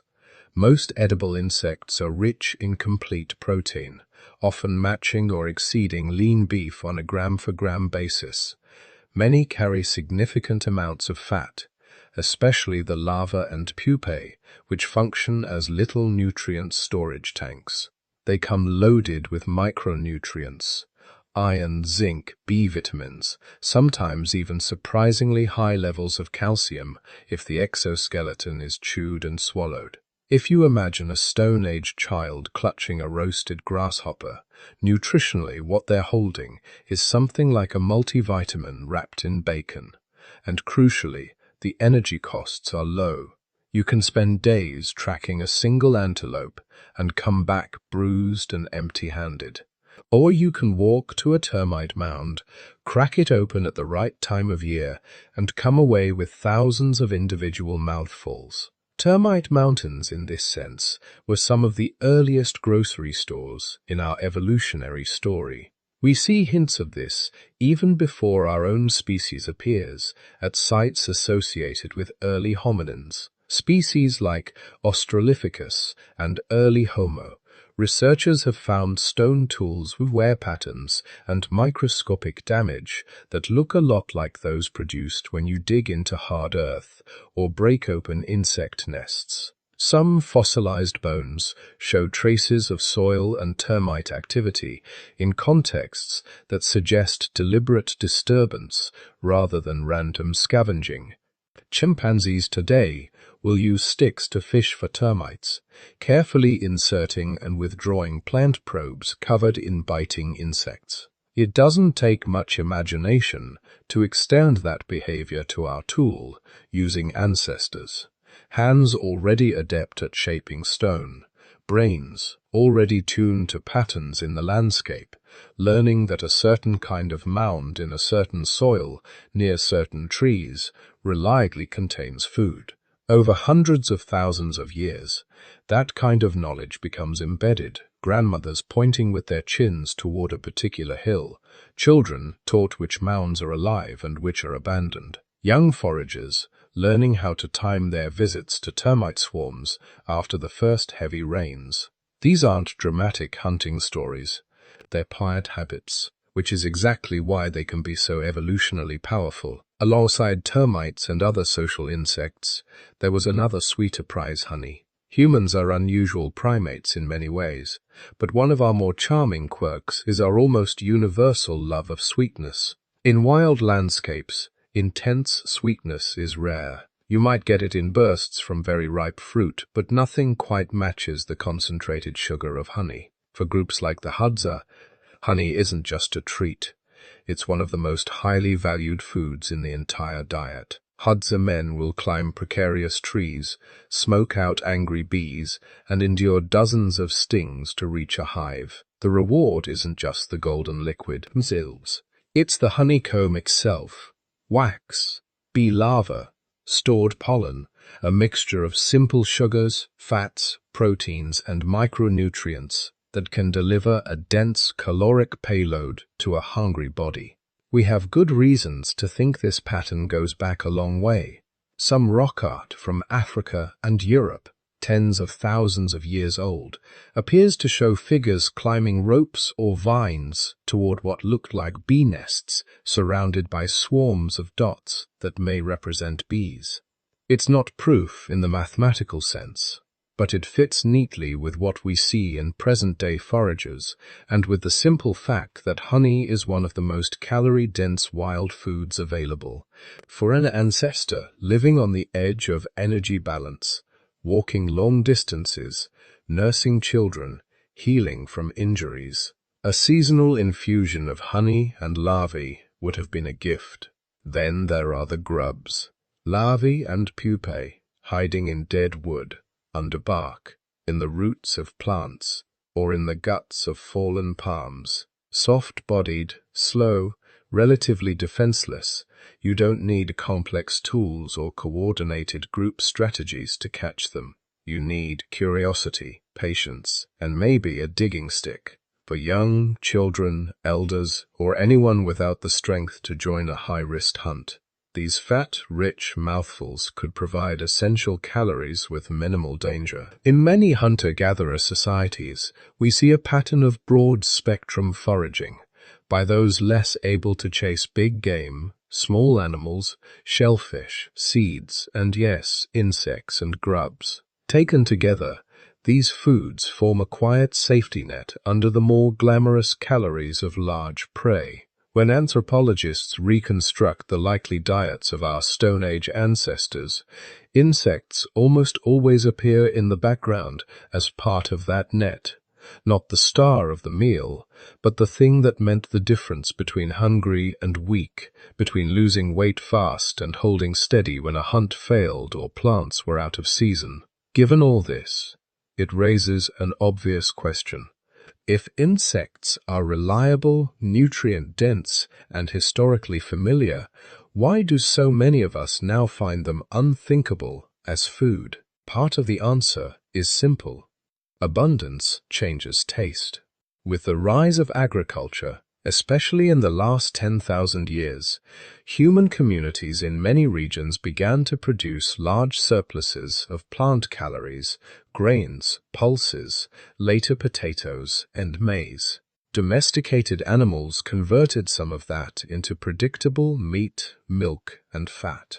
In societies built on cereal fields and livestock herds, the daily risk of severe calorie shortfall dropped. Food became more storable, more uniform, more processed. Against this backdrop, insect eating started to look unnecessary. And what is unnecessary in a culture that has the luxury of choice is often rebranded as undesirable. Religions and social norms layered on top of that economic shift. In some traditions, insects were lumped in with unclean creatures associated with decay, filth, or punishment. In others, they simply fell out of the canon of respectable foods, sidelined by bread, beef, and wine. Meanwhile, in places where agriculture was less dominant or ecosystems made crop surpluses harder to maintain, insects remained on the menu.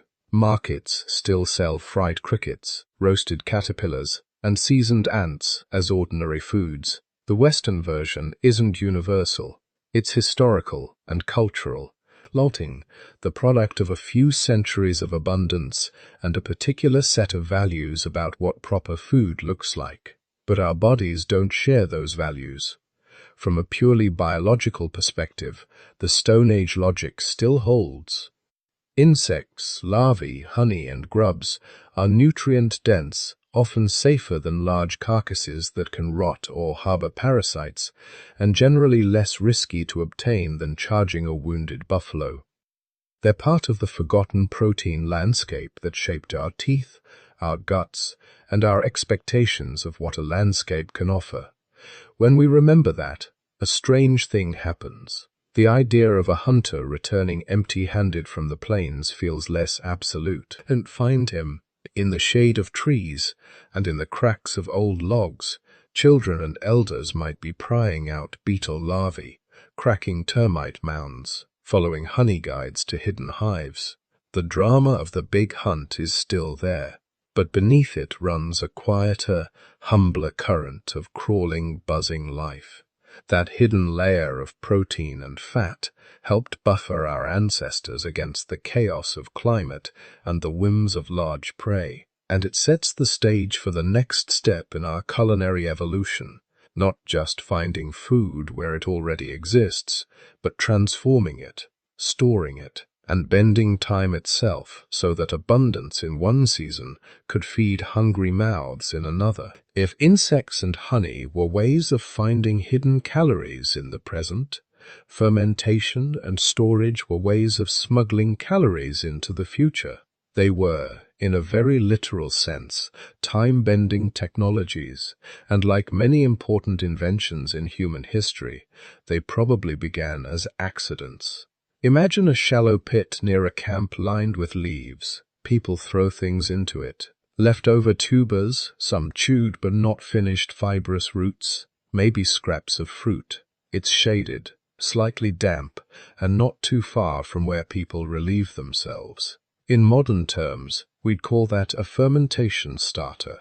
Microbes from soil, skin, and guts drift in, find this mix of carbohydrates and moisture, and begin to feed. They break down tough plant fibers, produce acids and gases, and change both the texture and the flavor of what's in the pit. If you came back a few days or weeks later and tasted it, one of two things would happen.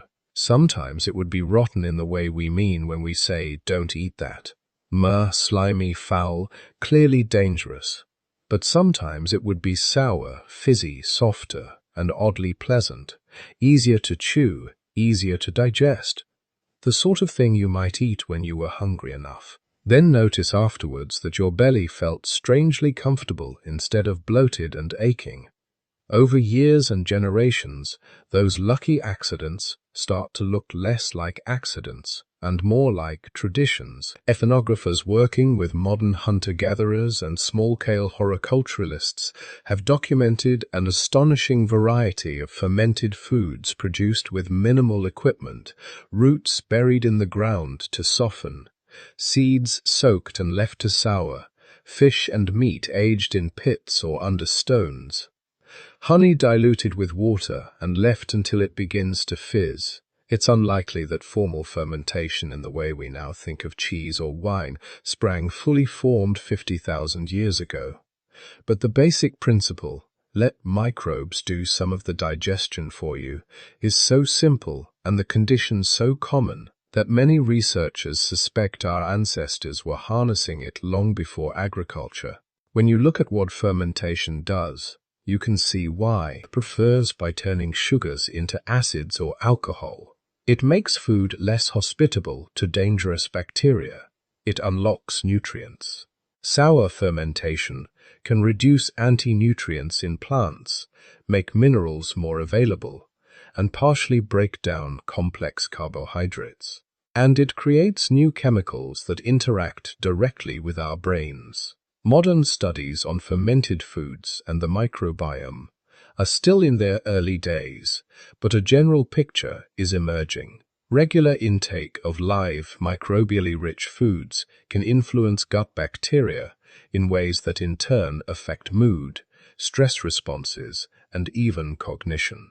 You don't need a Stone Age randomized control trial to see how this might have played out in the past. Groups that stumbled into routines of eating slightly fermented fruits, roots, or meats, the stuff in the shady pit, the seeds that accidentally soaked, the scrap of meat left near a cool spring, would have been regularly seeding their guts with wild bacteria and yeasts. Those microbes would help break down tough fibers, produce vitamins, and compete with more dangerous pathogens. Over time, this would shape not just digestion, but the entire gut ecosystem.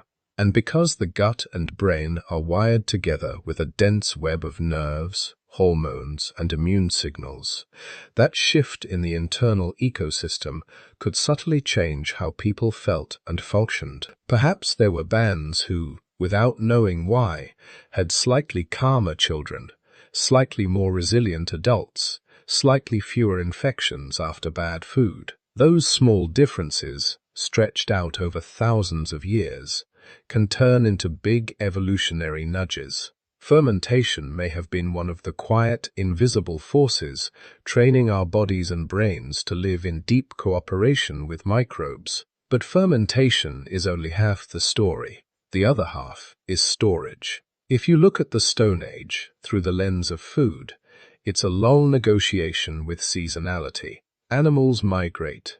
Fruits ripen for a week and disappear. Seeds harden and become inedible unless you know what to do with them. Rains come and go. Any group that wanted to sit in one place for more than a fleeting season needed ways to stretch abundance into scarcity. Archaeologists find hints of this in places that at first glance don't look like much. Dark stains in the earth, clusters of stones, odd patterns of bones and shells. At sites in the Leviton, Europe, dating back tens of thousands of years, there are pits that don't match the profile of simple trash dumps. Their walls are deliberately lined with stone or packed clay. Some contain layers of burned earth and ash, suggesting repeated use. Others are capped, then reopened. These look a lot like early storage features, underground containers for food. Think cooler climates. Meat could be kept in permafrost cracks or deep caves where year-round cold acted as natural refrigerator. In drier regions, slabs of meat could be sliced thin and laid on rocks or racks to dry in the sun and wind, sometimes with smoke from low fires drifting over them. Drying and smoking don't leave neat fossilized labels, they leave indirect evidence. Cut marks on bones that suggest precise defleshing. Concentrations of small bones where meat has been stripped and removed. Hearths that burned for long periods without the sort of intense heat you'd need for cooking every meal. Some coastal sites show layers of fish bones and shells far beyond what day-to-day eating would produce, as if people were processing bulk catches, not just occasional meals. It's easy to imagine strings of fish hung over racks, smoke curling around them, slowly turning fresh flesh into something tough, salty, and long-lasting. Storage pits, drying racks, cached bones, together they form what you could call the first pantries. Not buildings with shelves, but structured spaces in the landscape where food could wait. And waiting is the key word. Once you start storing food, you are planning for a self that does not yet exist. Rapunzel think they require the person who will stand here weeks or months from now, hungry, grateful that you took the time to bury those nuts, dry that meat, or stash those roots in a cool cave. That kind of forward-looking behavior doesn't appear out of nowhere. It rests on a base of social trust. If it takes days to dig and line a pit to fill it with surplus food you could eat right now, you're making a bet that you or your kin will be the ones to open it later, and that others will respect that. Anthropologists working with modern foragers often see unwritten rules around cache echoes and shared stores. Some things are free for all, some belong clearly to individuals or families. Some are shared ceremonially. As soon as surplus enters the picture, so do questions of ownership, obligation, and power. Preservation starts to reshape social life. If your band knows how to smoke meat and hide it in a distant cave, you can range farther from water holes, confident that you have backup supplies. If you can bury acorns or wild grains and come back to the months later, you can survive lean seasons that might kill a neighboring group without those skills. Stored food becomes a kind of wealth, not the gleaming visible wealth of later kings and temples, but quiet wealth. Calories waiting under the ground along a familiar riverbank in a hollow tree known only to your relatives. That wealth can be traded. Archaeological sites from the late Stone Age show obsidian shells and pigments moving across landscapes far beyond walking distance. People weren't dragging giant stones purely for fun. They were plucking into networks of exchange. If you have extra dried fish from a seasonal run and another group inland has more nuts or roots than they can immediately eat, a simple logic emerges. We'll meet at the same place next year, bring what we have too much of, and leave with what we lack. Food preservation makes delayed reciprocity possible. You can promise to repay a favor in the next season's salmon run or when the termites swarm, because you know you'll have more than you can eat that week and the tools to make it last. Somewhere in this web of burying, smoking, drying, and sharing, another kind of fermentation may have slipped in, the fizzy, head-swimming kind. There is a long-running debate among archaeologists about when humans first began deliberately brewing alcohol. The safe statement is that clear, unambiguous evidence comes with settled villages and agriculture. But the ingredients for accidental alcohol are simple: sugar, water, wild yeast, and time. Ripe fruit that falls and collects in a hollow rain-filled tree trunk can ferment all by itself. Honey diluted with water and left in a skin bag can turn into a rough mead. Sachi roots or grains that begin to sprout, then sit in warm water, will yield a sweet liquid that microbes happily convert to alcohol. Primates, including chimpanzees, have been observed seeking out naturally fermented fruit. Some human groups today produce mildly alcoholic drinks from wild plants with minimal equipment, suggesting that the conceptual leap is small. At some point, maybe tens of thousands of years ago, our ancestors weren't just bumping into drunken fruit by accident. They were learning that if you leave this mixture alone for a while, it changes in predictable ways. Alcohol in small doses is a social drug. It alters mood, loosens conversation, blurs edges. In a world where group cohesion could mean life or death, a shared mildly intoxicating drink might have become part of ritual bonding or storytelling. And of course, like other fermented foods, early brews would have carried microbial passengers, adding yet another layer of influence on the gut and brain. Put all of this together, the sour pits, the smoked racks, the buried caches, the first experimental brews, and you can see the faint outline of a future that hasn't quite arrived yet. A future in which humans don't just follow food, but begin to command it. Fermentation and storage are small acts of control over nature's timing. Once you've learned that you can coax microbes to work for you, that you can bend seasonal abundance into something like stability, the next questions come almost automatically. If I can keep these roots from spoiling, could I make sure there are more of them next year growing closer to camp? If I can gather and dry all this grain, what happens if I deliberately scatter some of it in a clearing? If I can rely on my pit of acorns to get my children through the winter, what would it take to have not just enough, but extra enough to trade, to give away, to build obligations that stretch into the future?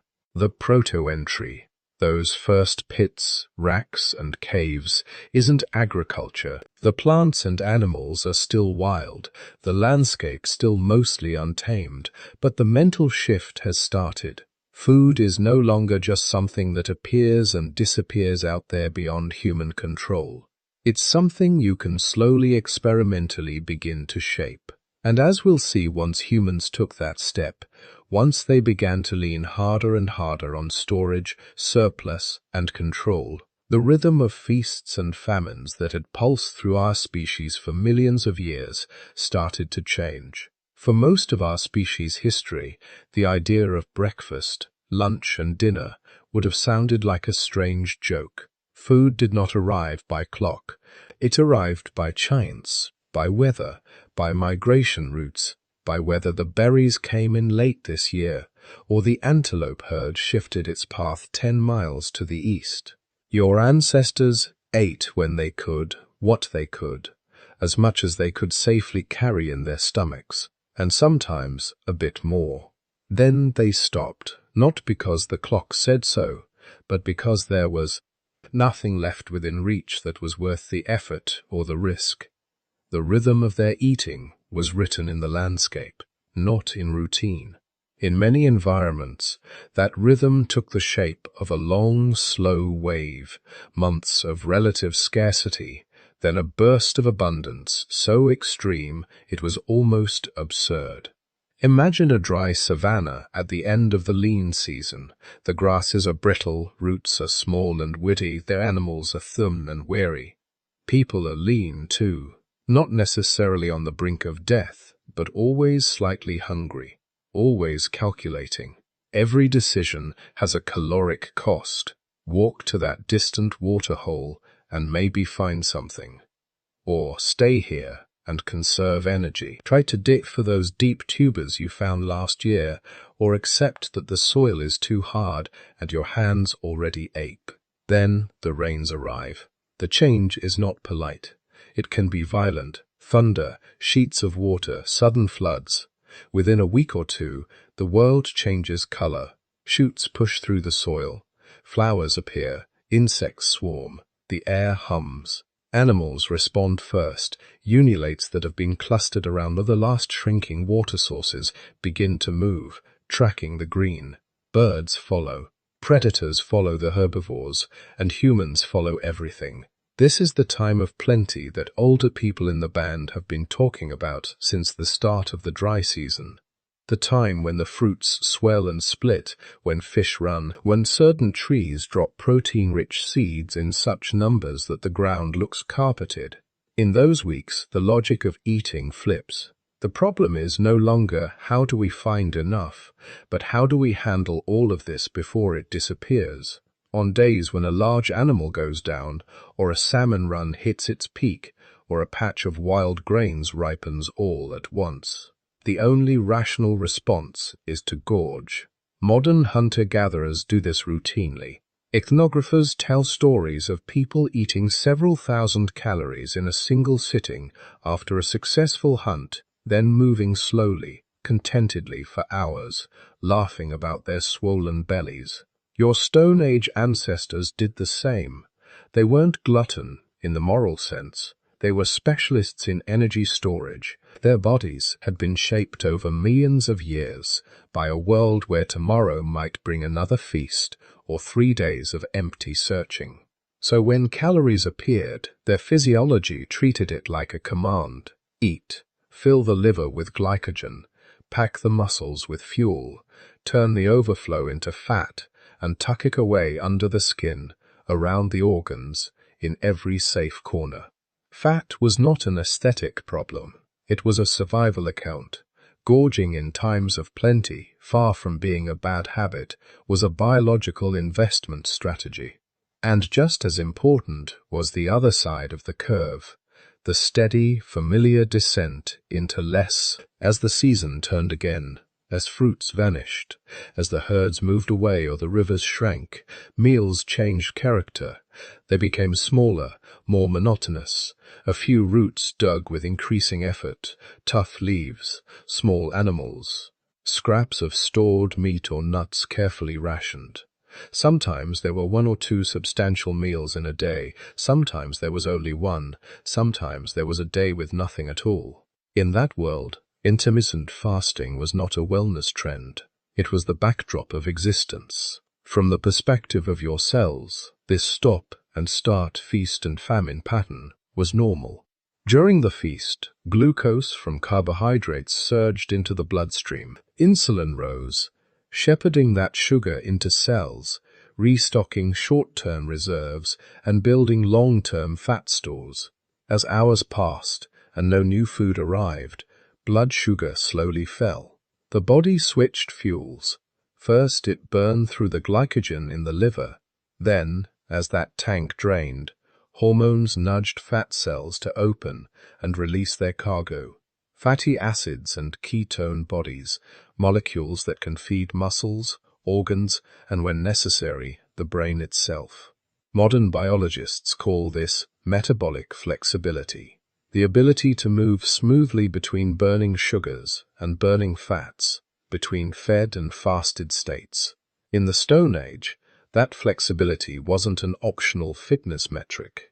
It was a prerequisite for being alive at all. Children who could tolerate longer gaps between meals without becoming weak, unfocused, or dangerously hypoglycemic had better odds of surviving hard seasons. Adults whose bodies could down-regulate energy use, tapping fat reserves while maintaining enough clarity to track animals or dig roots, were more likely to keep their offspring alive.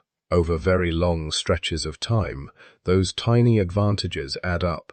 Genes that supported flexible fuel use, efficient fat storage in the right places, and the ability to stay mentally sharp in a fasted state would have been gently, persistently favored. You carry some of these genes. They are the reason you can go to sleep, not eat for 8 or 10 hours, and still wake up capable of standing, thinking, and walking. They're also the reason that when you sit down in front of a pile of calorie-dense food, some deep part of your physiology still whispers, "Take more, this might not last." In the middle of this harsh rhythm, there were bright spikes of something else, social feasts. When a really big animal fell, something that could not possibly be eaten or processed by a single small band before it spoiled, news traveled. Smoke on the horizon, shouted calls, runners dispatched along familiar paths. Neighboring groups arrived not just for the meat, but for the gathering itself. Gillette. Then would be work first, skinning, butchering, sorting fat from lean cuts, deciding which pieces would be roasted immediately and which would be dried or smoked. Then, as the sun lowered and the first pieces of meat crisped over coals, as marrow was sucked from bones and shared, something else happened. Stories, old hunts retold, dangers catalogued, gossip exchanged, marriages arranged, objects traded. Seasonal plant bonanzas played a similar role. When a certain tree dropped its oily nuts, or a valley flushed with ripe fruit, or an insect swarm became so dense that children could fill baskets with a few sweeps of their hands, people didn't just gather food, they gathered each other. In those feasts, calories were converted into more than body fat.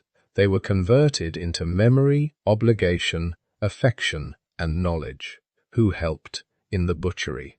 Who shared their last piece of dried meat in the previous lean season and now received the best cut in return? Who knew the path to the hidden spring or the timing of the next fish run? The feast-famine rhythm was biological, but it was also social. Abundance wasn't only stored in bellies and in hidden caches. It was stored in relationships.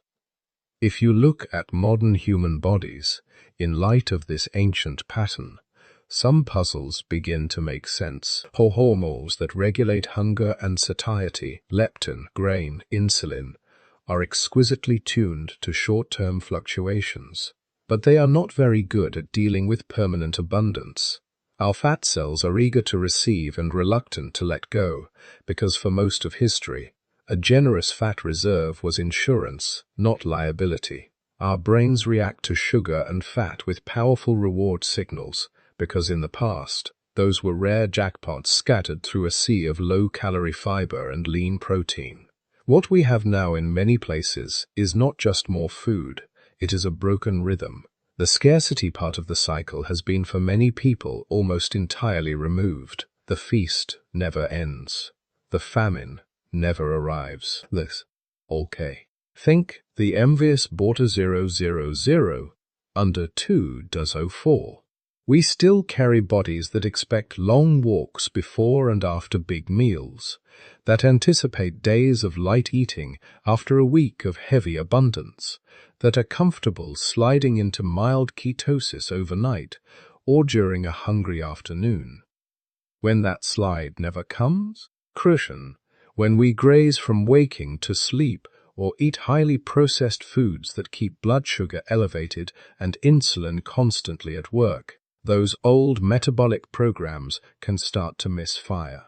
Some researchers think this mismatch helps explain why conditions like obesity, type 2 diabetes, and fatty liver disease are so common in modern societies with stable food supplies.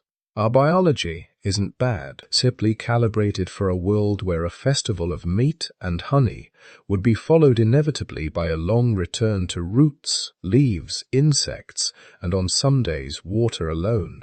Remembering that older pattern isn't about romanticizing hardship or prescribing a single natural way to eat now. It's about understanding that every cell in your body is descended from a lineage that learned to dance to a very specific tune. Now there is food. Now there is less. Now there is almost none. Now suddenly there is plenty again. In the next part of this story, we'll follow that tune into the skeleton itself and see what this ancient rhythm of scarcity and abundance carved into bones, teeth, and the quiet record of health left behind in the earth. If you want to know what that rhythm of feast and famine really did to your ancestors, you don't start with recipes, you start with bones. Archaeologists sometimes call skeletons the archive of the flesh. Long after skin has rotted away and soft organs have vanished without a trace, bone keeps quiet notes. Every stress, every long illness, every period of malnutrition leaves some kind of signature. Not always dramatic, sometimes just a slight thinning here, a faint line there, a tiny porous patch at the eye socket. Taken one by one, these details are easy to miss. Taken across hundreds of skeletons across thousands of years, they begin to sound like a story. In many late Stone Age sites, that story is unexpectedly consistent. You see people whose bodies were used hard, joints worn, spines compressed, muscle attachments thick and powerful, but who show surprisingly few of the chronic diseases that define modern life. Their skeletons are not perfect, far from it, but they carry a different pattern of damage. One of the clearest windows into this difference sits right at the entrance to the body, the teeth. If you picture Stone Age mouths as rows of broken, blackened stumps, the archaeological record has a gentle correction to offer. In many pre-agricultural populations, cavities are rare. Gum disease tends to be mild. Tooth loss in middle adulthood is much less common than in later farming communities. The paradox is striking. These people didn't have toothbrushes, no floss, no fluoride. They chewed on sticks sometimes, and maybe rubbed abrasive plants against their teeth, but nothing like modern dental care. And yet, compared with the first generations of farmers, they often had better dental health. Part of the reason lies in what they were not eating: refined sugars and finely milled starches, the things that bacteria adore, the things that stick in the cracks and feed plaque, simply did not exist. Their carbohydrates arrived wrapped in fiber, roots that had to be chewed, wild fruits with tough skins, seeds and nuts ground on stone but rarely to the talcum fine consistency of modern flour. Food cleared more quickly from the teeth.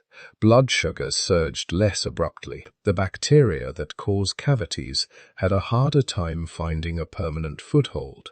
When agriculture arrived, and with it diets heavy and soft, sticky grains, all of that changed. In skeletons from early farming villages, you see a dramatic jump in cavity rates, abscesses and tooth loss. In the hunter-gatherers who came before, dental problems certainly existed. There are cracked murs, broken incisors, infections that went bad. But as a population pattern, Mouths were often cleaner than those of their village-dwelling descendants. Below the jawline, another contrast appears. Stone Age bones are quite literally denser. When you hold a well-preserved femur from a pre-agricultural hunter-gatherer and compare it to one from a later sedentary farmer, the difference is almost tactile. Thicker cortical bone, more robust muscle attachments, a kind of structural confidence that comes from a lifetime of carrying your own body weight, and often much more over long distances. These were people for whom movement was not optional. Walking, running, climbing, squatting, lifting, digging. The daily load on their skeletons was enormous. In response, their bones adapted. Bone is not a static material.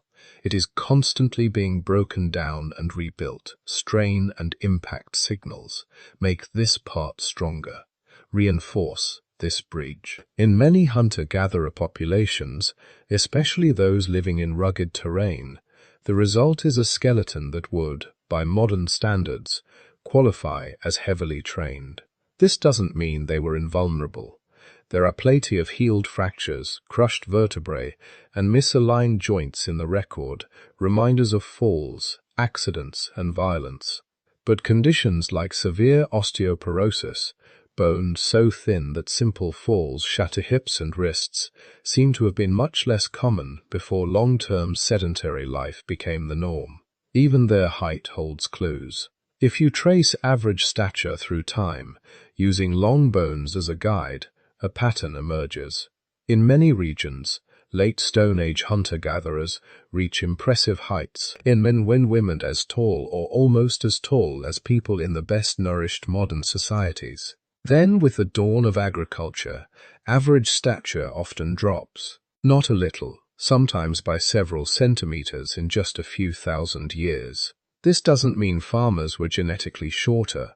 It suggests that on average, their growing bodies were not getting as high-quality nutrition or as consistent access to protein and micronutrients as their foraging ancestors. Children born into early farming communities might have had enough calories.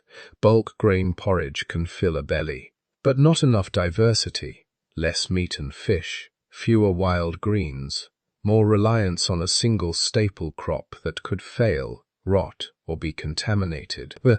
And stress and infection layered on top of that, growth faltered. Scattered among the tall and the shorter are even finer marks of scarcity. On the surface of children's teeth, pale horizontal lines sometimes appear like faint tree rings. These are enamel hyperplasias, scars left when growth briefly stopped or slowed because of illness or malnutrition. In long bones, you occasionally see similar interruptions, dense lines that mark a pause in growth.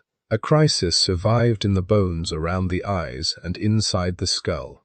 Porous sponge-like changes can signal chronic anemia, often linked to iron deficiency or long-term infection. Taken together, these signs tell us that Stone Age life, even before agriculture, was not a golden age of effortless health. There were lean seasons that bit into children's growth. There were years when meat was scarce, when roots failed, when infection and hunger conspired.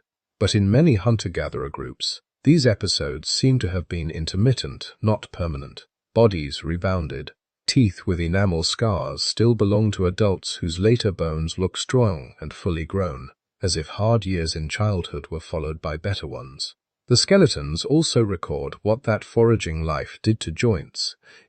Knees, hips, and lower backs from late Stone Age adults often show osteoarthritis, the gradual wearing down of cartilage, and the formation of extra bone at joints.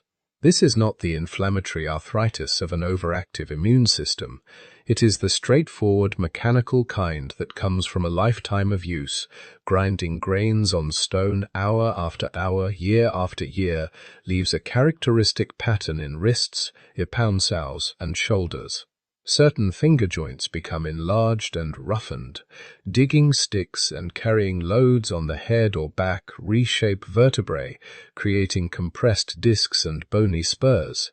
In coastal groups, repeated paddling and hauling nets leave their own signature in the shoulders. In high-latitude groups, endless scraping of hides and twisting of fibers does the same for hands. To modernize, these changes can look alarming, but many individuals with severe joint wear show no signs of catastrophic disability. Their bones attest to continued use, remodeled areas, new muscle attachments, healed microfractures. They kept moving, adapting to pain, changing how they worked. In some ways, the picture resembles that of modern manual laborers and lifelong athletes, bodies marked by their occupations, but still fundamentally strong. Amid all of this, a final, often misunderstood question hovers: how long did they live? You will sometimes hear that ancient humans usually died by 30, as if every adult was swept away at the age when many modern people are just settling into careers. The skeletons tell a more nuanced story. When you look at life expectancy at birth, an average that includes every infant who dies in the first days and weeks of life, Stone Age numbers are indeed low. High infant mortality drags the average down dramatically. But if you calculate life expectancy for those who survive childhood, a different picture appears. In many foraging populations, someone who reached 15 or 20 had a good chance of living into their 50 seconds or 60 seconds, sometimes beyond. Archaeological sites contain plenty of older adults, the skulls with heavily worn teeth, vertebrae with fused joints, long bones with thin remodeled ends. These elders would have looked old by any standard.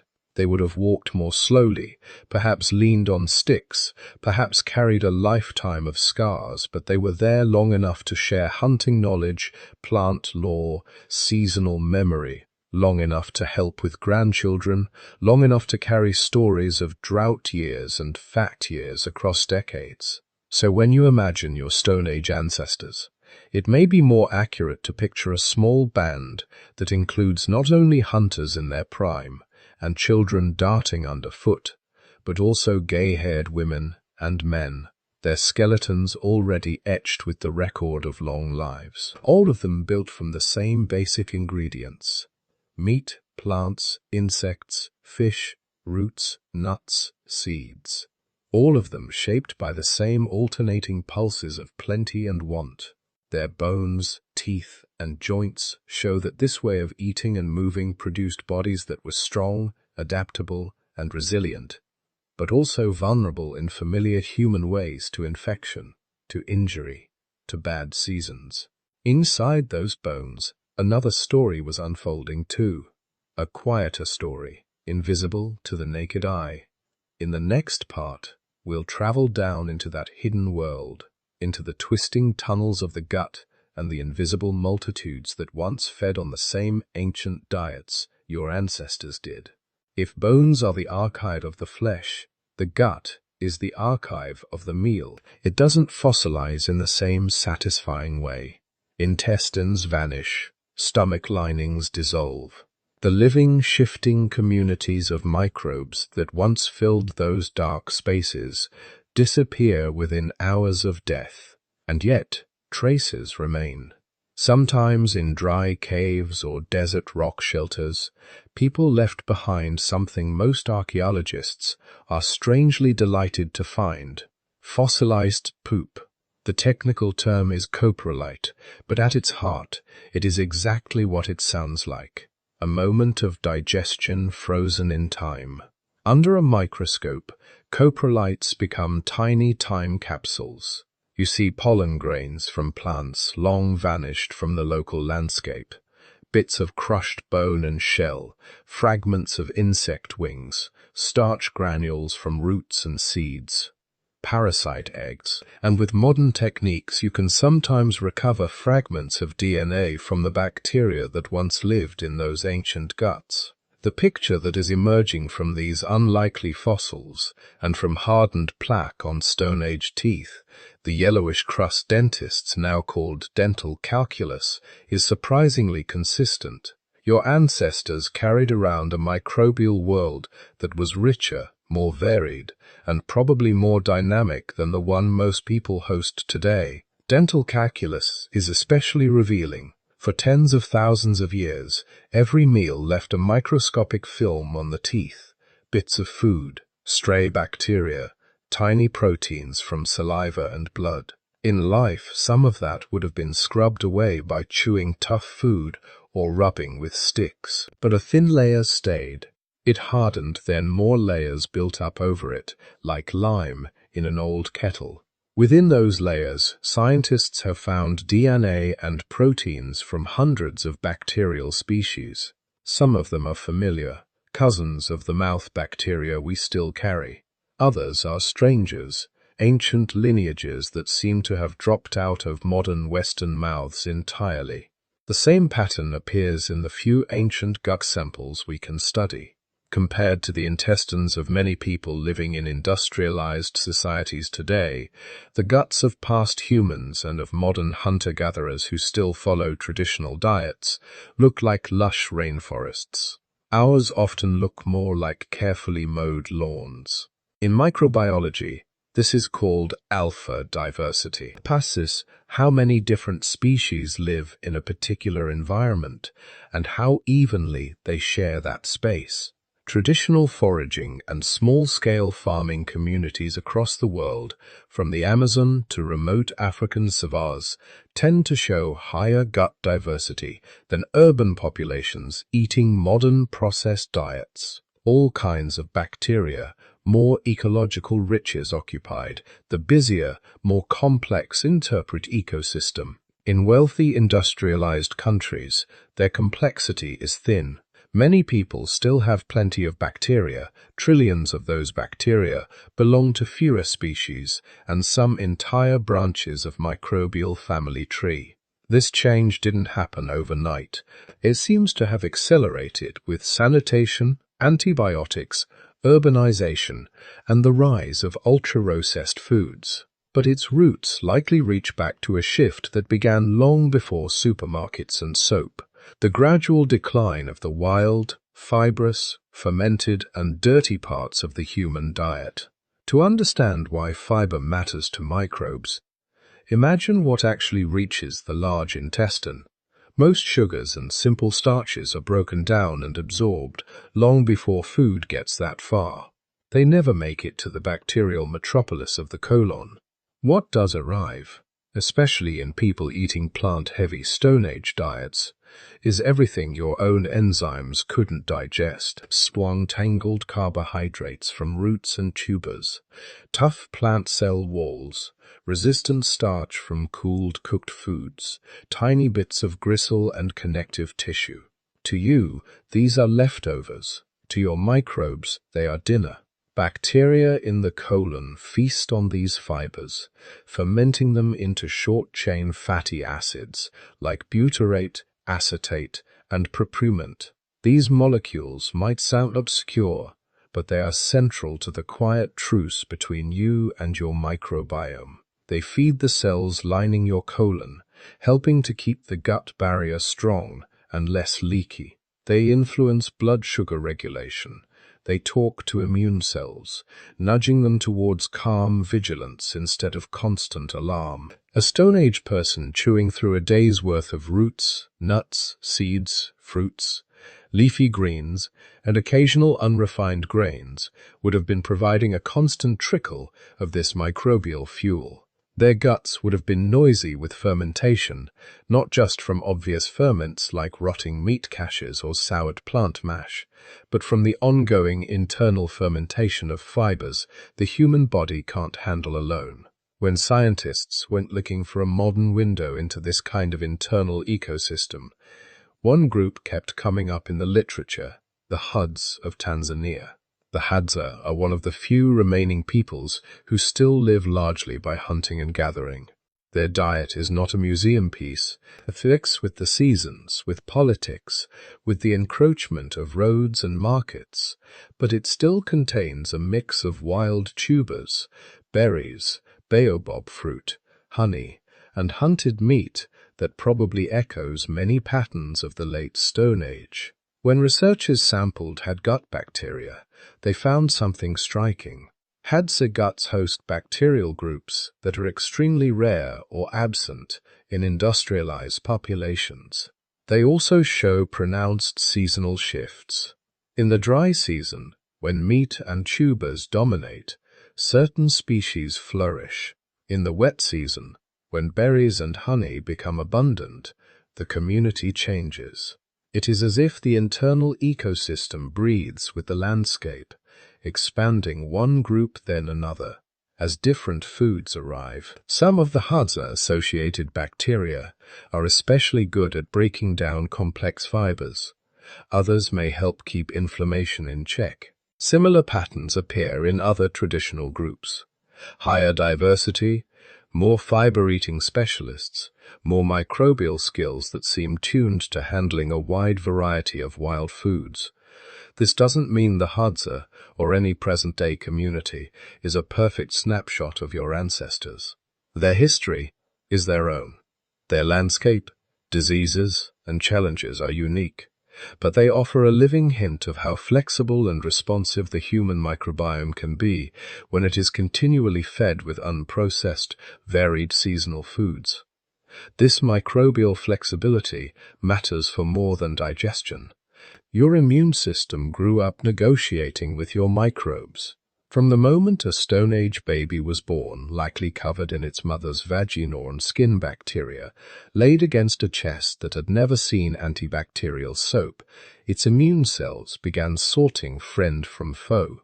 Breast milk carried not just nutrients, but special sugars indigestible to the infant and perfectly suited to certain beneficial bacteria. Dirt on the ground, fur or animal skins, insect parts in food, harmless worms in the soil, all of it contributed to a constant stream of information. For the developing immune system, this was a training camp. Cells learned not to overreact to harmless pollen and food proteins. They learned to tolerate the microbes that help digest fiber and produce vitamins. They learned to respond forcefully when true pathogens appeared. In modern environments, many of those signals have been turned down. Clean water, sewage systems, and antibiotics have saved countless lives. Child mortality has plummeted. Diseases that once ravaged villages now rarely appear. But along the way, the old curriculum of immune education has changed.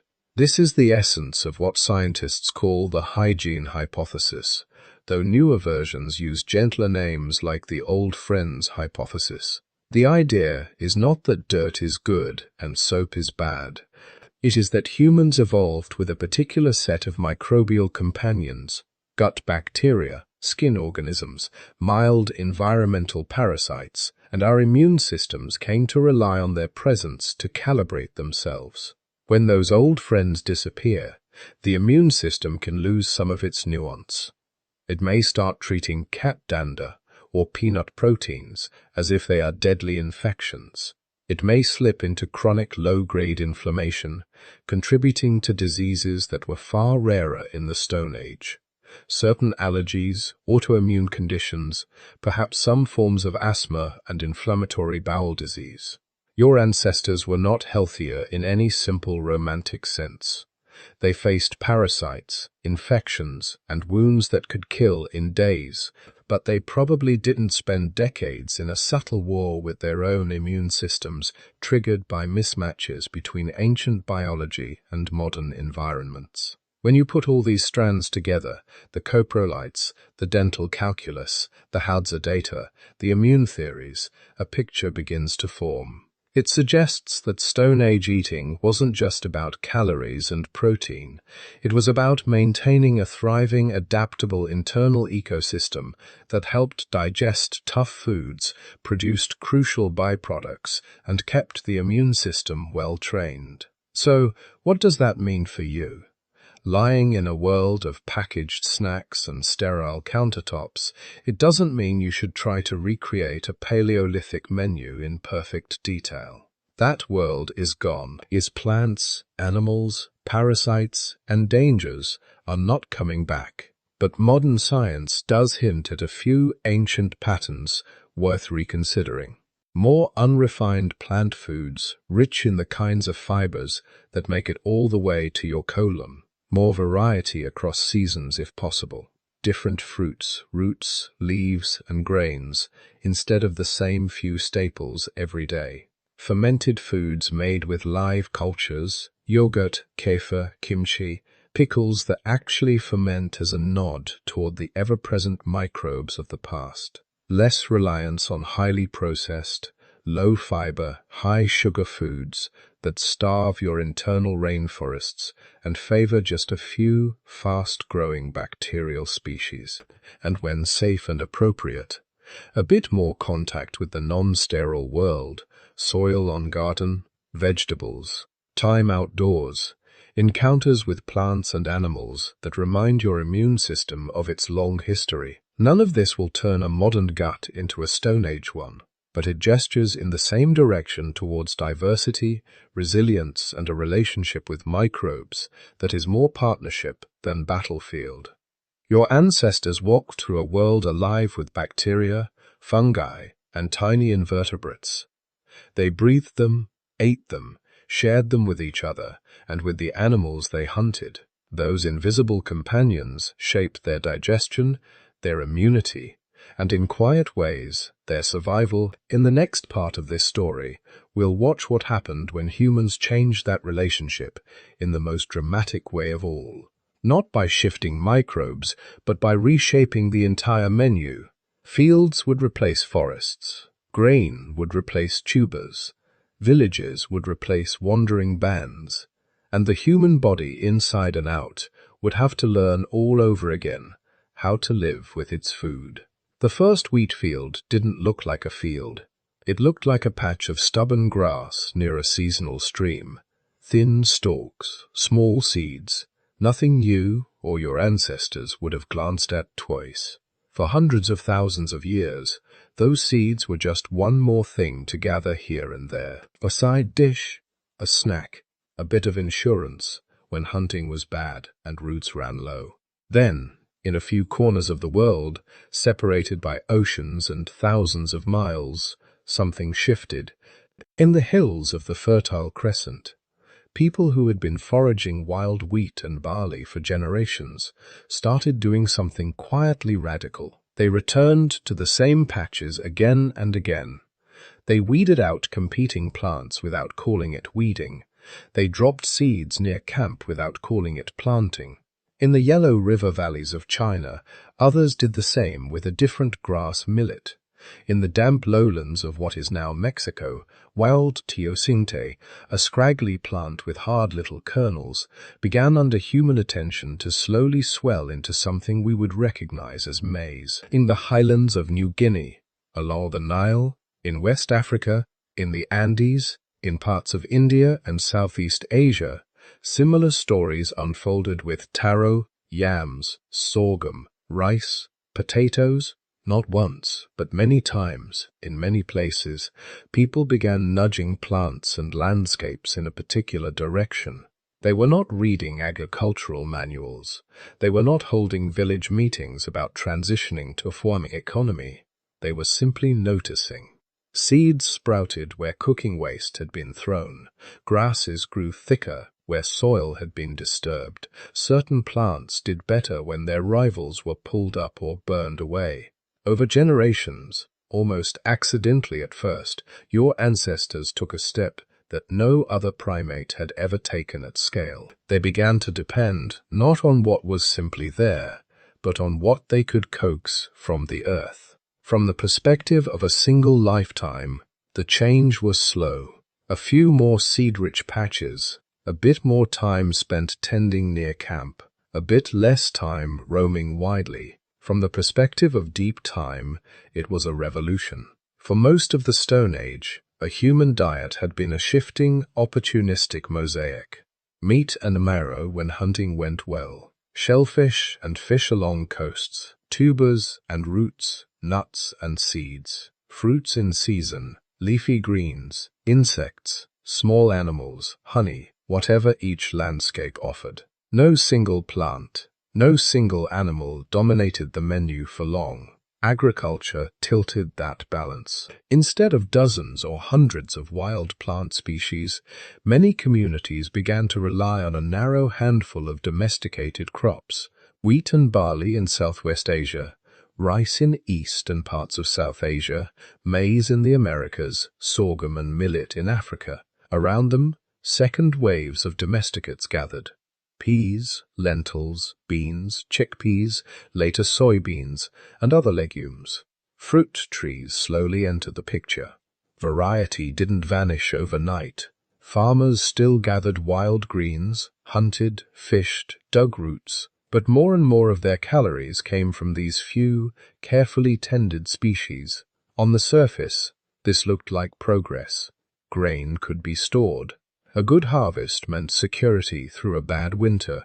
Fields near the village meant elders and children didn't have to wander far for food. More mouths could be fed in a smaller area. Yet, when you look at the bodies of the first farmers, a different story begins to whisper from the bones. Archaeologists can sometimes line up skeletons from the same region before and after the agricultural shift. The patterns are unsettling. Hunter-gatherer skeletons on average are taller with thicker bones and broader joints. Their teeth often show wear from grit and tough foods, but relatively few cavities. Signs of childhood malnutrition, lines in teeth, stunted long bones are present, but not dominant. Then, as farming takes hold, things change. Average stature drops, sometimes by several centimeters, in just a few thousand years. Bones become more gracile but also show signs of stress, thicker areas where muscles strained against monotonous, repetitive labor. Dental health declines sharply. Caries cavities become common, especially in grain-based societies. Sticky carbohydrate-rich porridges and breads leave sugar on the teeth. Oral bacteria metabolize it, producing acids that slowly drill into enamel. Dental abscesses appear in jaws. Worn teeth are not new. Rotten teeth in large numbers are. There are also more skeletal markers of anemia and vitamin deficiencies. Porous areas in skull bones and eye sockets hint at iron-poor diets or chronic infections. Episodes of growth arrest in children's bones suggest periods when food was short or illness was common. Taken together, the early chapters of farming look from the inside out, less like a triumph and more like a trade. More people, but on average smaller, sicker people. And that was only the beginning of what agriculture changed. When you plant fields, you stop moving as much. Villages grew around the croplands. Storage pits and granaries anchor people in place. Over time, temporary camps become permanent houses, then towns, then cities. With dense settlements come new kinds of problems. Waste accumulates, human and animal. Water sources near villages become contaminated more easily. Pathogens that once burned through small bands and vanished now find steady fuel in large, tightly packed populations. Domesticated animals huddle nearby. Goats, sheep, cattle, pigs, chickens, dogs. They're warm, breathing islands of biology in constant contact with humans. Some microbes that once lived only in animals make the jump across species lines.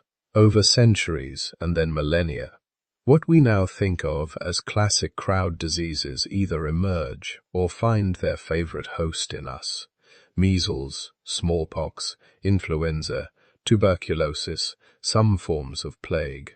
These illnesses do not require agriculture in a simple, direct way, but crowded, sedentary, animal-rich societies create perfect conditions for them to flourish. Hunter-gatherers died from infections too, of course. Wounds, parasites, acute diseases took their toll, but the epidemic cycles that sweep through large settled populations, killing many, sparing some, and then returning to find new generations of unexposed hosts, are closely tied to the post-Neolithic world. Given the dental decay, the stunted bones, the waves of disease, a question naturally arises in the dark. Why did anyone stick with farming? Why trade a flexible, diverse forager's diet and mobile lifestyle for fields, back-breaking labor, and all the new problems that came with them?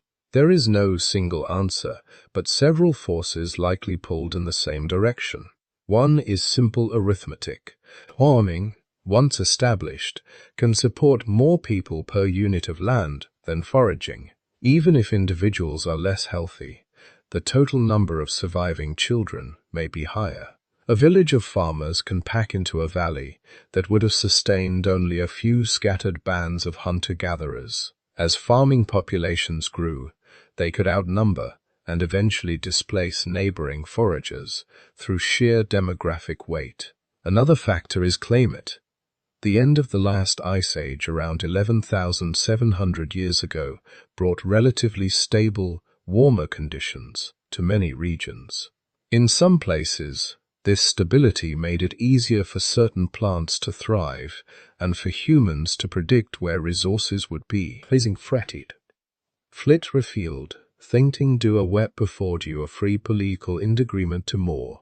The impatible Michaelification was told, the Rita straighly liffering, it proposes the jet of protection, unprediction unlook. I think.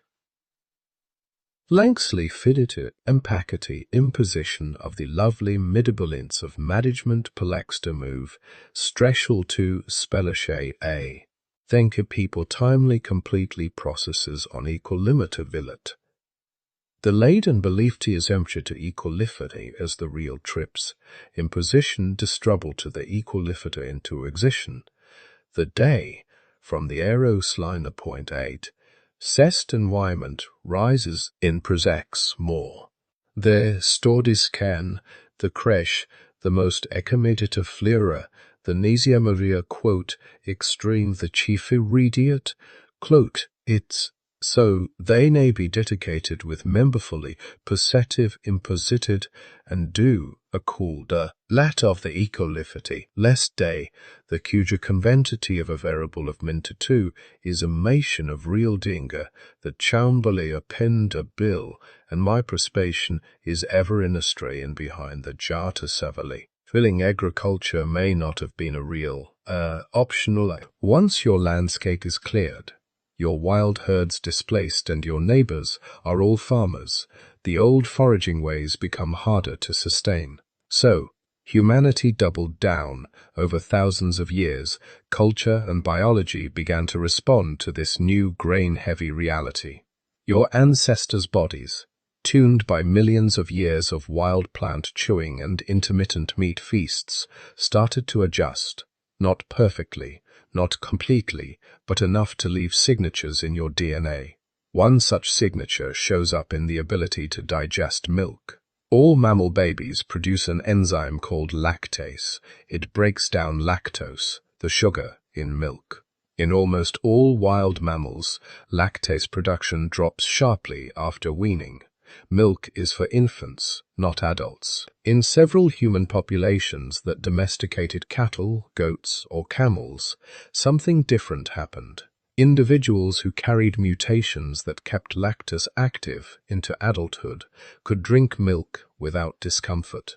In famine or drought, when crops failed, these people had an extra source of calories, fat, and protein. Over generations, these lactase persistence mutations spread, especially in parts of Europe, East Africa, and the Middle East. Today, whether you can drink a glass of milk without issue or not, is in part a reflection of your ancestors' agricultural choices. Another adaptation involves AMA, the enzyme in saliva that starts breaking down starch the moment you chew. Populations with long histories of starchy diets, from wheat farmers to rice cultivators to some tuber-based societies, tend to have more copies of the amylase gene.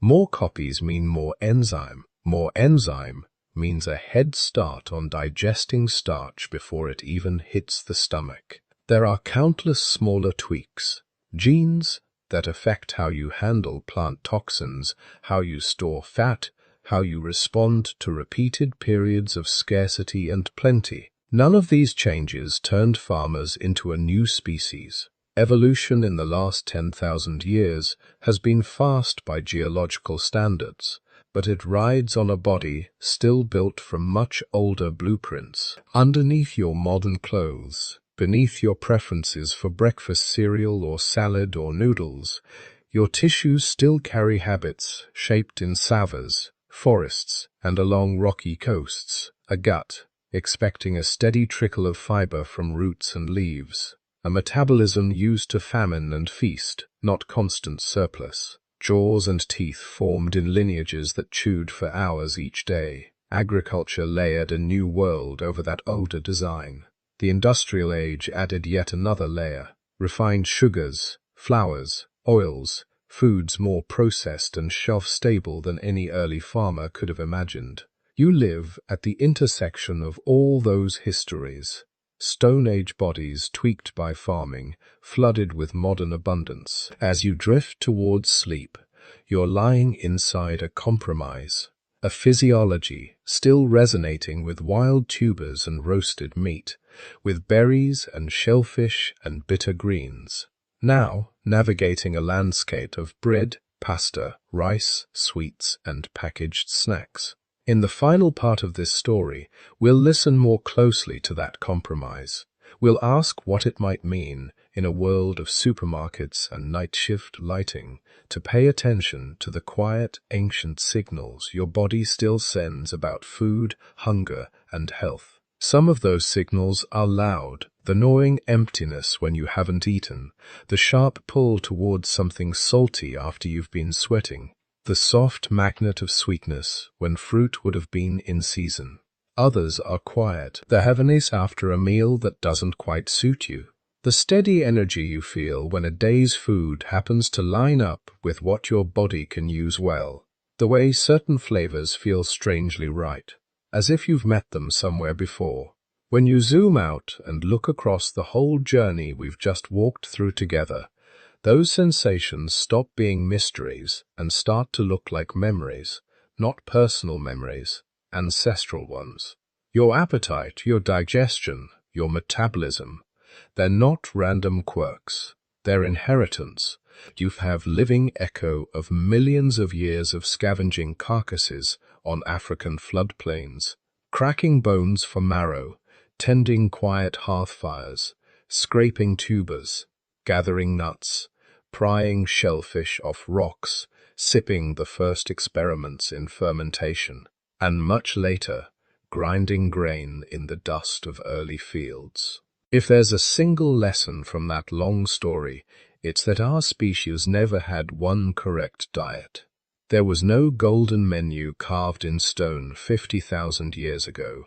What we see instead is diversity.